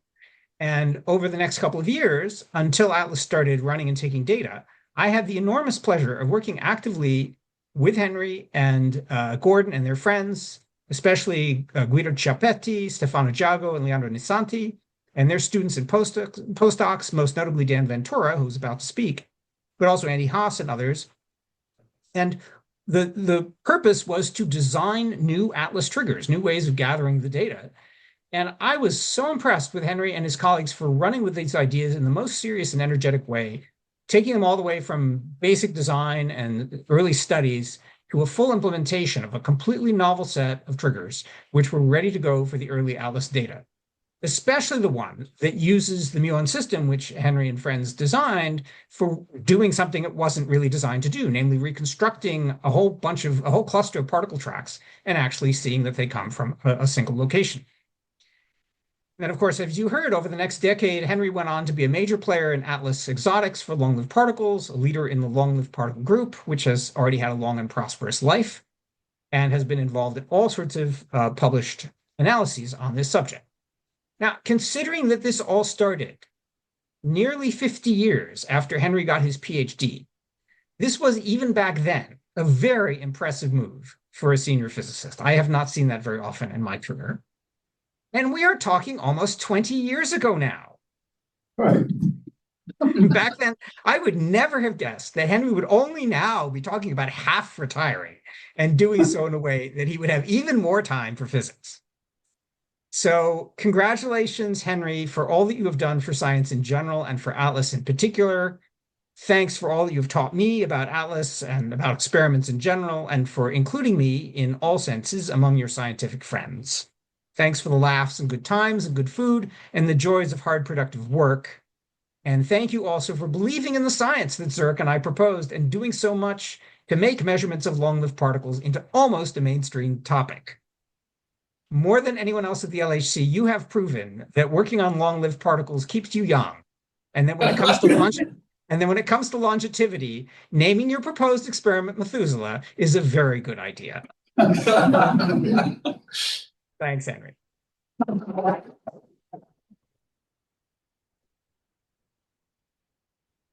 That was awesome. Thank you so much. And again, apologies for not putting you in a little bit earlier. All right. I think next is, pardon me, is Dan now. Right. Yes, Dan, then Heather and Marco. Respect. So you've already been introduced, but definitely introduce yourself. Yes. Yeah, so I'm Dan. I had the honor of being Henry's first graduate student in long-lived particles. I joined the UW in 2005. Now I came around and said, what do I want to study? I kind of got a list of different people and talked to Gordon. He said, well, Henry's more working on Atlas, and that's, can be the future, so go talk to Henry. So I showed up at Henry's office and we started talking. And well, working on an Atlas, here's all the hardware. We're really need to understand this because Matt just came out with this really interesting theory of long-lived particles, and we have to use the detector in a completely new way. And so that's how it all started. I spent a long time. I started reading the physics TDR, right, the technical design report of Atlas, to understand the muon system. Because it's how do we use this? It's designed to take things from the interaction point where protons collide, and trace it, nice path all the way through the detector to, well, now something has no attachment to the interaction point, just decaying inside the muon spectrometer. So you take what used to be a very pristine environment and you make it very, very noisy. How do we deal with that? So I spent a long time working with that, and remember producing plots on the second floor and then running them up to Henry's office on the third floor, like, look what I did this, and talking through different ideas and details and building all these triggers. And through it all, Henry was there. He always had insight into the detector, into the physics, thoughts about what we can do better, how to do it, and spent a long time working with him. And then moved over to CERN. We defined some set of triggers, level 1 and level 2. We moved over to CERN. We were starting to sell them and make our point that these things are important. We need to, have triggers in place so we can record this data and then do an analysis, right? So if we don't have that trigger, the data is gone, and then there's no way to recover it. So it came time there was an Atlas week, and it was a big collaboration meeting, and they said, we want you to give your proposal. And I thought, okay, this is a very important talk. Henry's going to do this. So I started giving all the data, and he said, no. This is your work. You give the talk, right? So Henry was always there preparing students, teaching everybody, and then letting you show what you know and do it. So it's very, very important. Henry talked us through this. And more than anything, I've left physics now. More than anything, what Henry has done is he taught me how to think like a physicist, how to ask that next important question, right? So you start answering questions. First, you have the level 1 trigger, and then, okay, we've made it past there. What's next? Well, level 2, right? Now you have access to more data, more things. You have to start building tracks and start building tracking. But you don't have much time, so you can't do too much. And then you get past there, and then it's the level 3. And now you can start trying to build some type of vertex out of it. And then once you have it saved, now you have your analysis, and now you can do everything, put it all together, right? And it's this very, very logical way that he taught me how to approach problems that I'm using every day in work still, right? You have to break it down and start from the beginning. Just answer little question after little question, and you build up and do this. So I wanted to say, thank you very much to Henry for not only teaching me the physics, but teaching how to think and have the skills to be successful outside of physics in general. So I really appreciate that. Thank you very much.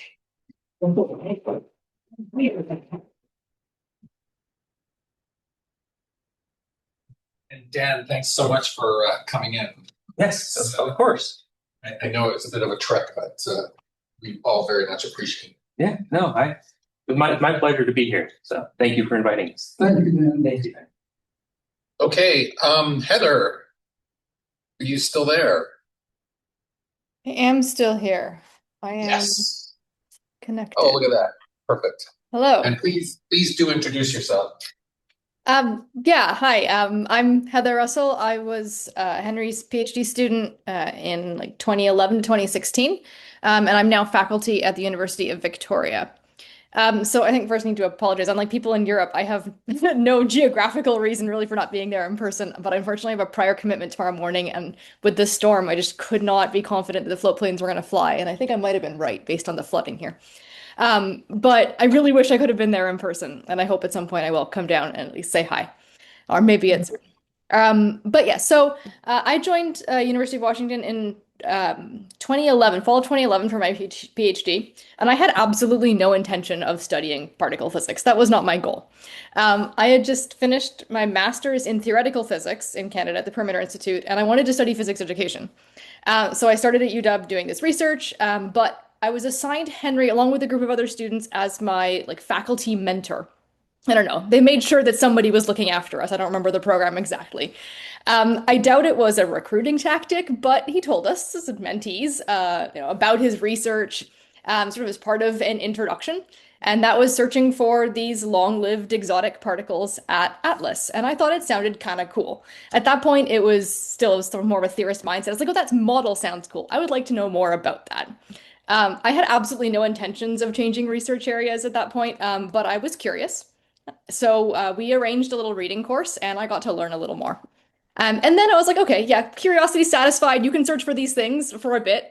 But eventually I kind of realized I wanted to do something a little more analytical. And I don't actually remember how that unfolded, which probably speaks to how easy it was to be accepted as a student. But a couple weeks after the Higgs discovery, I imagine I just sort of went and knocked on Henry's door and said, "Can I work with you? This sounds fun." And he probably said, "Yes, sure, let's do that." So maybe Henry remembers better than I do, but I'm going to presume that's what happened because it was clearly an easy conversation to have, which was wonderful. And then about a year later, having specifically gone to UW to be on the West Coast, close to home, they sent me to Geneva, and I ended up staying for nearly a decade. So it wasn't really the grad school experience I had planned for, but I have to say I ended up with something far better than I even knew existed or ever imagined. So thank you for that. I was involved mostly in the run to long-lived particle searches. So I like to tell people I joined Atlas after the Higgs discovery. I really didn't realize what all the fuss was about, but I was mostly involved starting on the run to data analysis. I think my contributions to the run one paper were running somebody else's code and doing some editing of our grammar and spelling.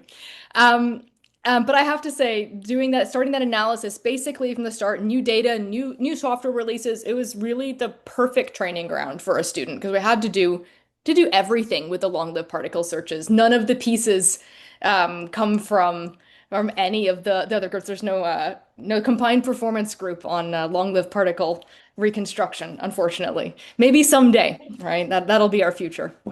But I have to say, it was, to do everything. We ran every part of the analysis. You got to know every little piece of your reconstruction of your trigger. We had to redefine some of these triggers because the trigger system changed, that Dan had described just before me. And all of the backgrounds you thought you think you might have, right? You have to pretend you can actually simulate these, which was, to say, infuriatingly frustrating at times, just the sheer number of unknowns in these searches. And I still have so many questions about punch-through simulation to this day. I don't think we'll ever know some of the answers. But eventually we managed to finish. This was the partial run to analysis, and I finished my PhD. I graduated and started a postdoc working on standard model measurement, something a little different. Because all along the way, we were doing something so different from most of Atlas. You'd heard about these things like TT bar backgrounds, and I just wanted one. We didn't have one. I didn't know what it was. I didn't understand what these stacked histogram plots were with all these backgrounds in them. All we had were like, two events that we couldn't understand, couldn't explain. But yeah, so I finally acquired myself a TT bar background and learned about how much of a nightmare they can be. But I measured something that exists, or we can at least be relatively confident exists. But I have to say, after all that, I'm still didn't abandon these thoughts of long-lived particles. You can't always choose to work on new experiments as a postdoc. But eventually, when I started as faculty in Victoria, I rejoined along the particle searches with Methuselah. So got finally dragged into that after probably 6 years of asking. I think it started while I was writing up my thesis, and I just couldn't deal with one more thing. But yeah, so we're still looking. I'm not looking within Atlas right now, but it's sort of this curiosity, I think, that never goes away. So yeah, I just want to say, thank you for, originally indulging my curiosity in, I guess, what were Matt Strassler and Catherine Zurich's papers, and starting me on a journey in particle physics that I never knew I would have. And everybody had such lovely photos, and I went through all of my pictures trying to think, can I make some slides? And I'm not even going to put this one on the agenda. It's so bad.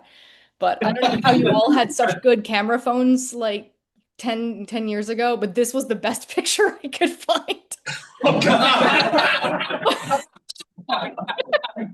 God. And the most clear person here, of course, was Gordon and Cristiano, and very, very blurry Henry, and some lady in the back who was very unimpressed with my photo taking and probably is tell me why I don't have any better photos.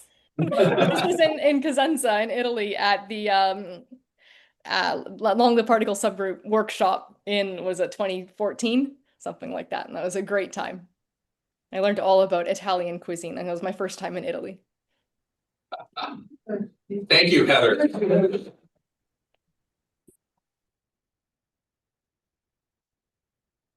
So I found exactly the same problem going through. It's like Henry has a magic blurring filter. So whenever you try to take a picture of him. All right, Heather, that was absolutely wonderful. And yeah, is probably the right decision given what the weather is doing that you stayed there. Let's see. Next, I think it's Marco. Marco, do you want to?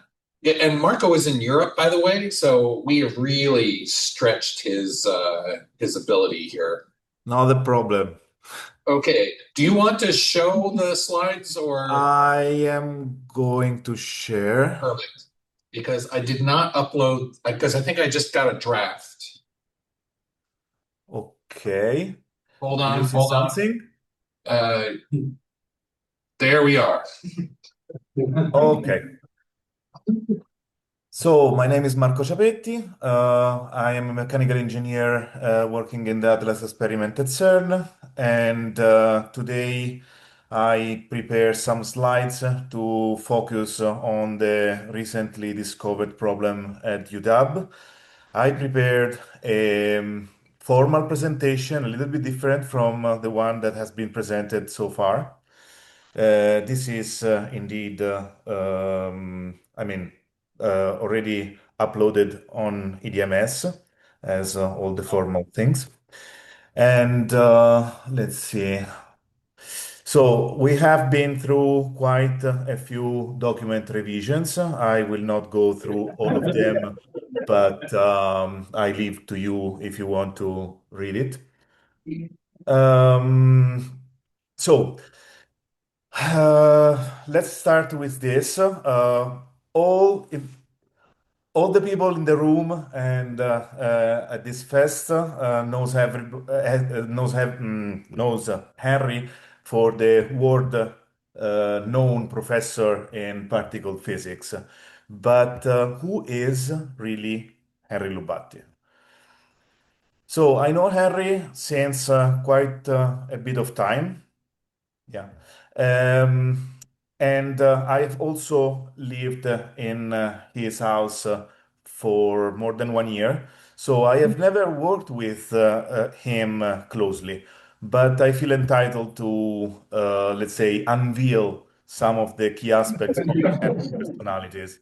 And also, I will talk about the result caused by his sudden, drastic decision.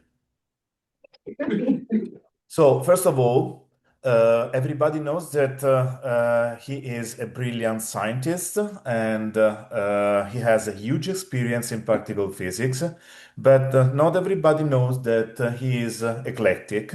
So, we see him like this, and most probably he sees himself like this, but I am quite sure that his students see it in a different way. Then, let's say he is strict and austere, and he hates partying, as you can see from the pictures.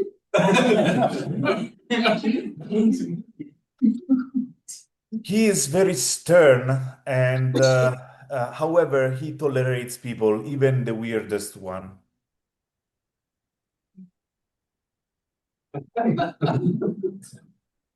And the weirdest, the better.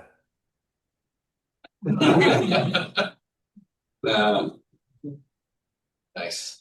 He doesn't like eating at all. He is always on a strict diet.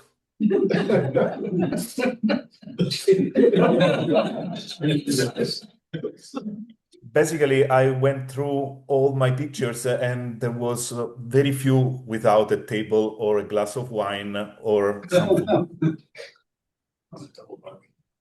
Despite he doesn't like to eat, he is a very world famous Goodyear starred chef, which is much, much better than the Michelin ones. So this is the famous pasta. However, he is very demanding towards his sous chef.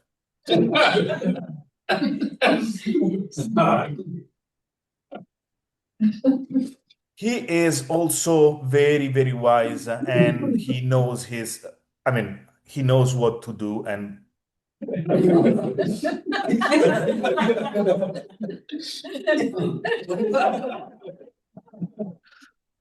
and now the confirmation.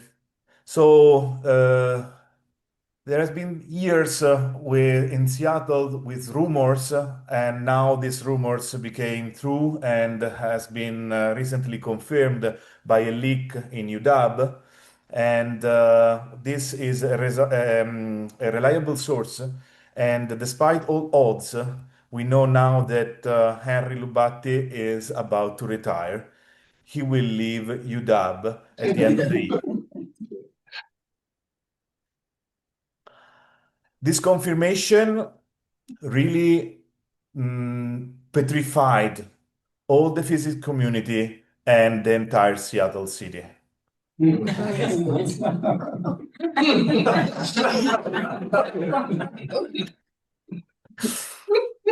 now to the conclusions.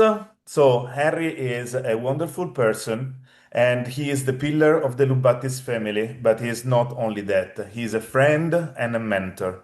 And I am sure that his retirement, like the retirement of all the physicists that I know on Earth, is only on paper. And UW will never be able to get rid of him for good. So, however, I hope that a little bit he will decrease his dedication and he will relax a little bit, just a little bit. And I don't know if UW will survive, especially with the experiments that are in which he was involved, like the long-lived particles or Methuselah. They will suffer without him. Anyway, I wish to Henry a happy retirement, and I wish also to see you soon at CERN or maybe in Seattle. I also prepared a backup slide, by the way, just to be sure that you didn't take me for, for serious. And that's it on my side.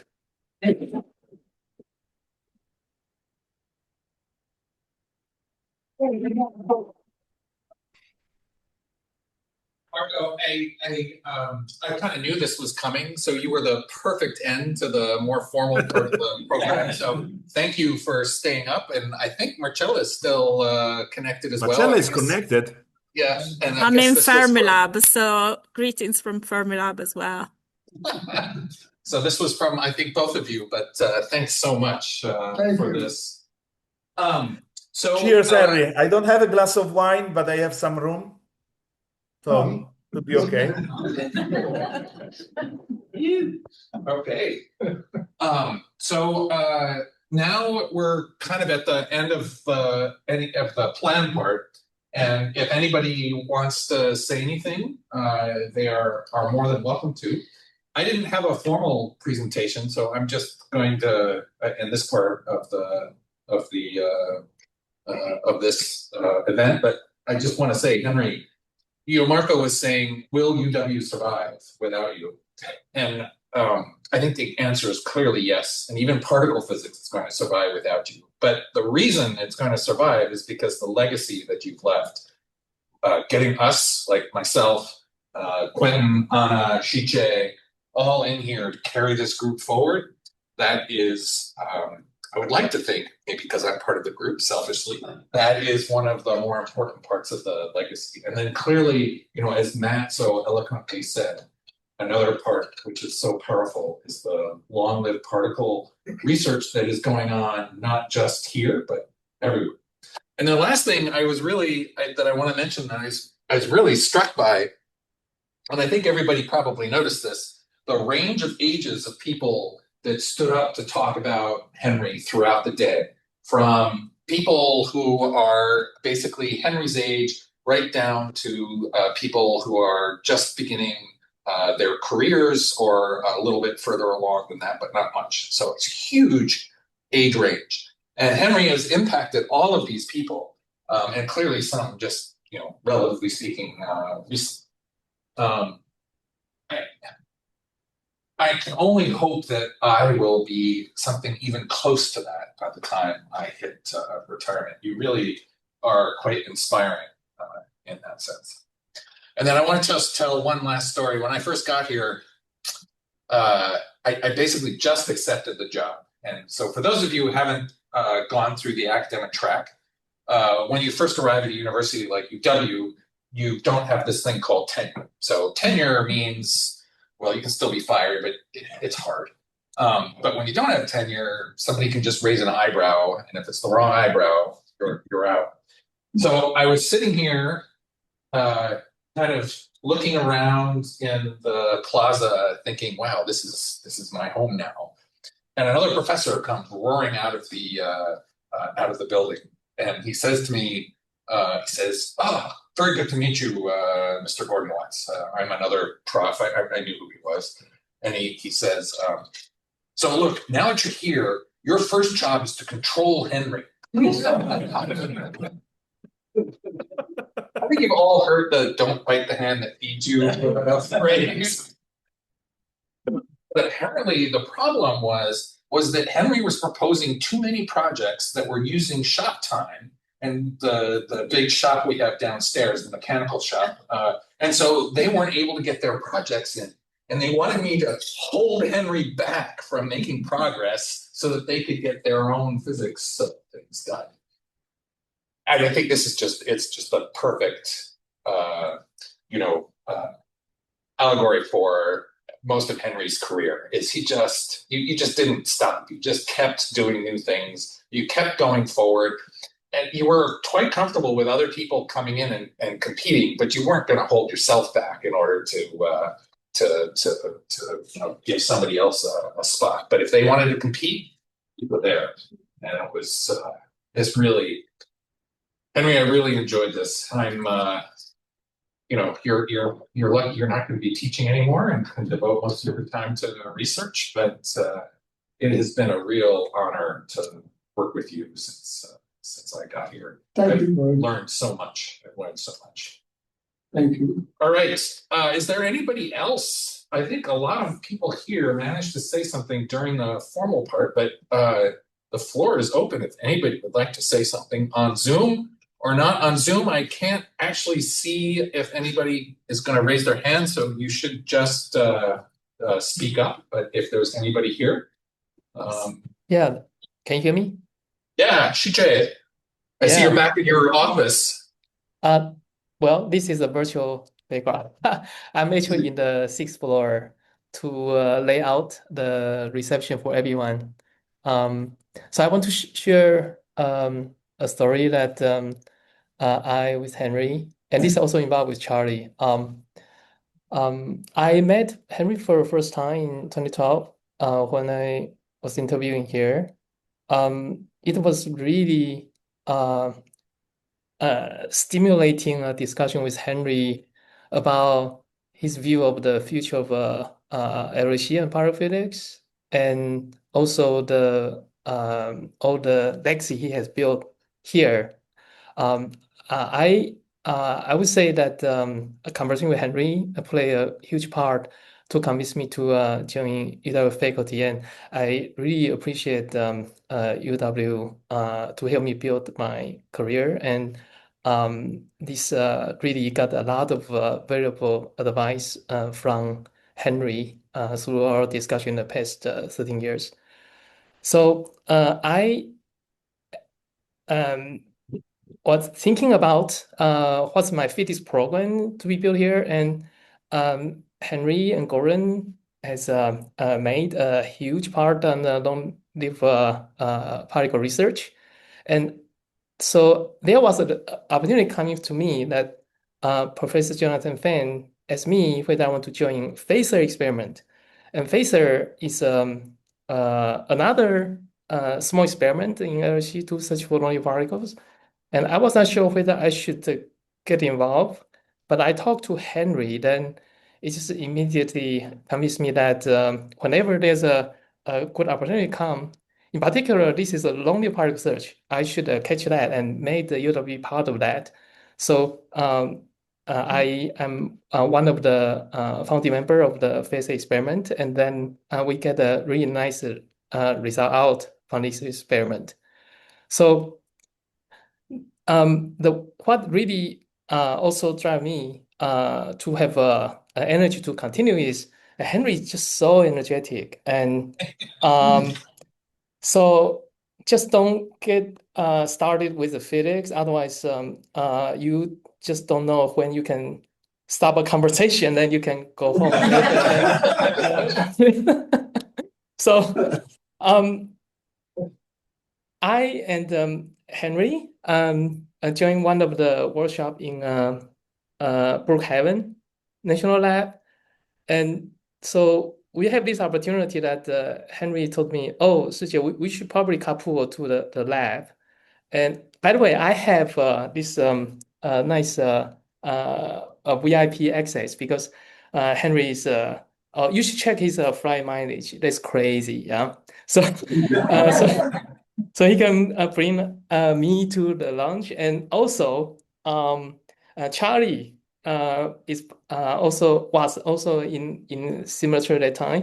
Then we decide, okay, let's couple together. But you know the traffic in from the Brookhaven National Lab to the airport in New York, and in the afternoon, it was really crazy. So it's not easy to commute, but I'm the driver. I was a driver, and I was thinking about I should definitely make the effort, bring everyone to the lounge to enjoy that lounge, and before we take a flight back to the West Coast. So the driving was really just I tried all the best, but what happened is that I want to accelerate and try to steer through the traffic.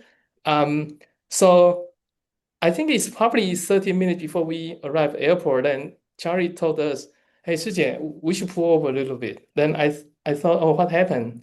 Then Charlie felt a little bit sick after my crazy driving. So then I was really worried. Then I asked Henry, are you okay? Henry was fine. Well, Henry felt a little bit comfortable, but not as serious as Charlie. Sorry about that bad driving. But I feel like Charlie and I don't know what's your age difference from Henry, but I would say Henry look much stronger than two of us. But Henry, you are really my role model.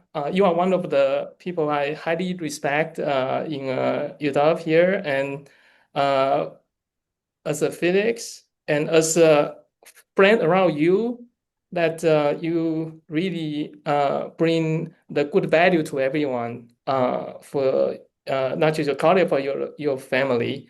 And thank you to have this opportunity for me to be your colleague.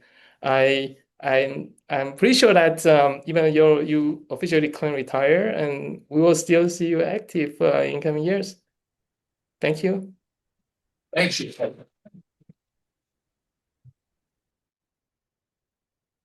It was fantastic. Anybody else? I could do my professor thing and just stand here until somebody would practice. No, it doesn't matter. Gordon, is it Perfect. okay if I say something? Of course quickly? it is, Henry. Yes. I think every child should have the opportunity to hear this sort of thing said about a parent. It is tremendously moving. Papa, you've been a professor, a physicist, a scientist, and my father my entire life. And this is, I know how significant this moment is, and I can't, Gordon, thank you for organizing this, and everyone who organized it. This is a wonderful experience to have, even over Zoom. This has been fantastic, and I'm glad it's recorded because there is a third generation in the family. It skipped me, but Charles Henry has been inspired by your career and your work, and that's his aspiration. So he's probably not going to get back from school in time to appear, but ciao papà, ti voglio tanto bene. Grazie di tutto. Ciao bello. Tantissimi baci, ciao.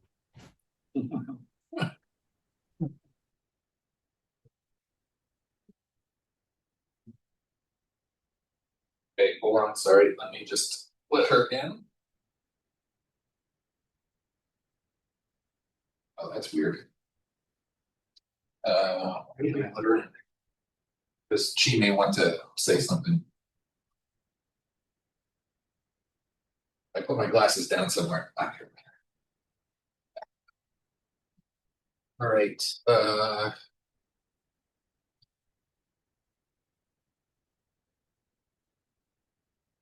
Oh no, wait. Where is she? Miriam, are you in? Yes. Okay. Perfect. All right. Did you want to say something, or were you just? No, I'm just hanging around. Okay, perfect. Perfect. Okay. So unless there's something else, going once, going twice. Henry, thanks so much. Thanks so much for this opportunity to review your career. You should retire more often. Thank you, Gordon. Yeah, no, congratulations. May I add that I'm very happy that the Italian roots of the Lubatti families are extended to even to the new generation. Thank you. Okay, and now there's something very important we have to discuss. Can I have your office?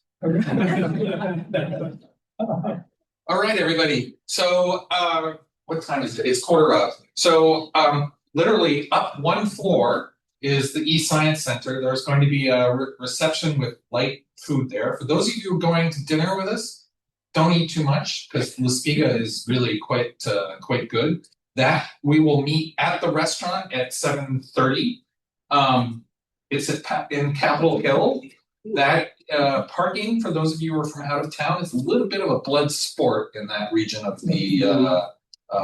of Seattle. So if you can Uber there or something like that, that is much better than actually trying to park your own car. It's Tuesday, so the parking isn't as bad as it could be, but it's still not pleasant. So if you, especially with this crappy weather, if you can Uber right to that front door, you'll be better off. I would Parking is always bad. Sorry, the parking is always bad. That's right. That's right. And I hear they serve a Negroni. No. How quickly can we go? How quickly can we go? They do have a bar. You can go sit at the bar and wait. The reservation is under my name, although I think Henry's name is also attached to it. But just ask the big party from that Gordon Watts reserved, and you should have no trouble. And one of the emails I sent to everybody has my phone number in it. Feel free to contact me if there's anything. Henry, did you want to say something? You look like Well, I just want to thank everyone for those really kind comments. It was just, I was very grateful that I've been able to touch so many lives in a generally positive way. Rinaldo, grazie. Hi, very happy to be here. Yes, it's too bad you can't join us for dinner, Ronaldo. Yes. And everybody else is on too. Yeah. I will take something just to feel together with you. Have a good dinner. We will, and I think we can suggest a few drinks.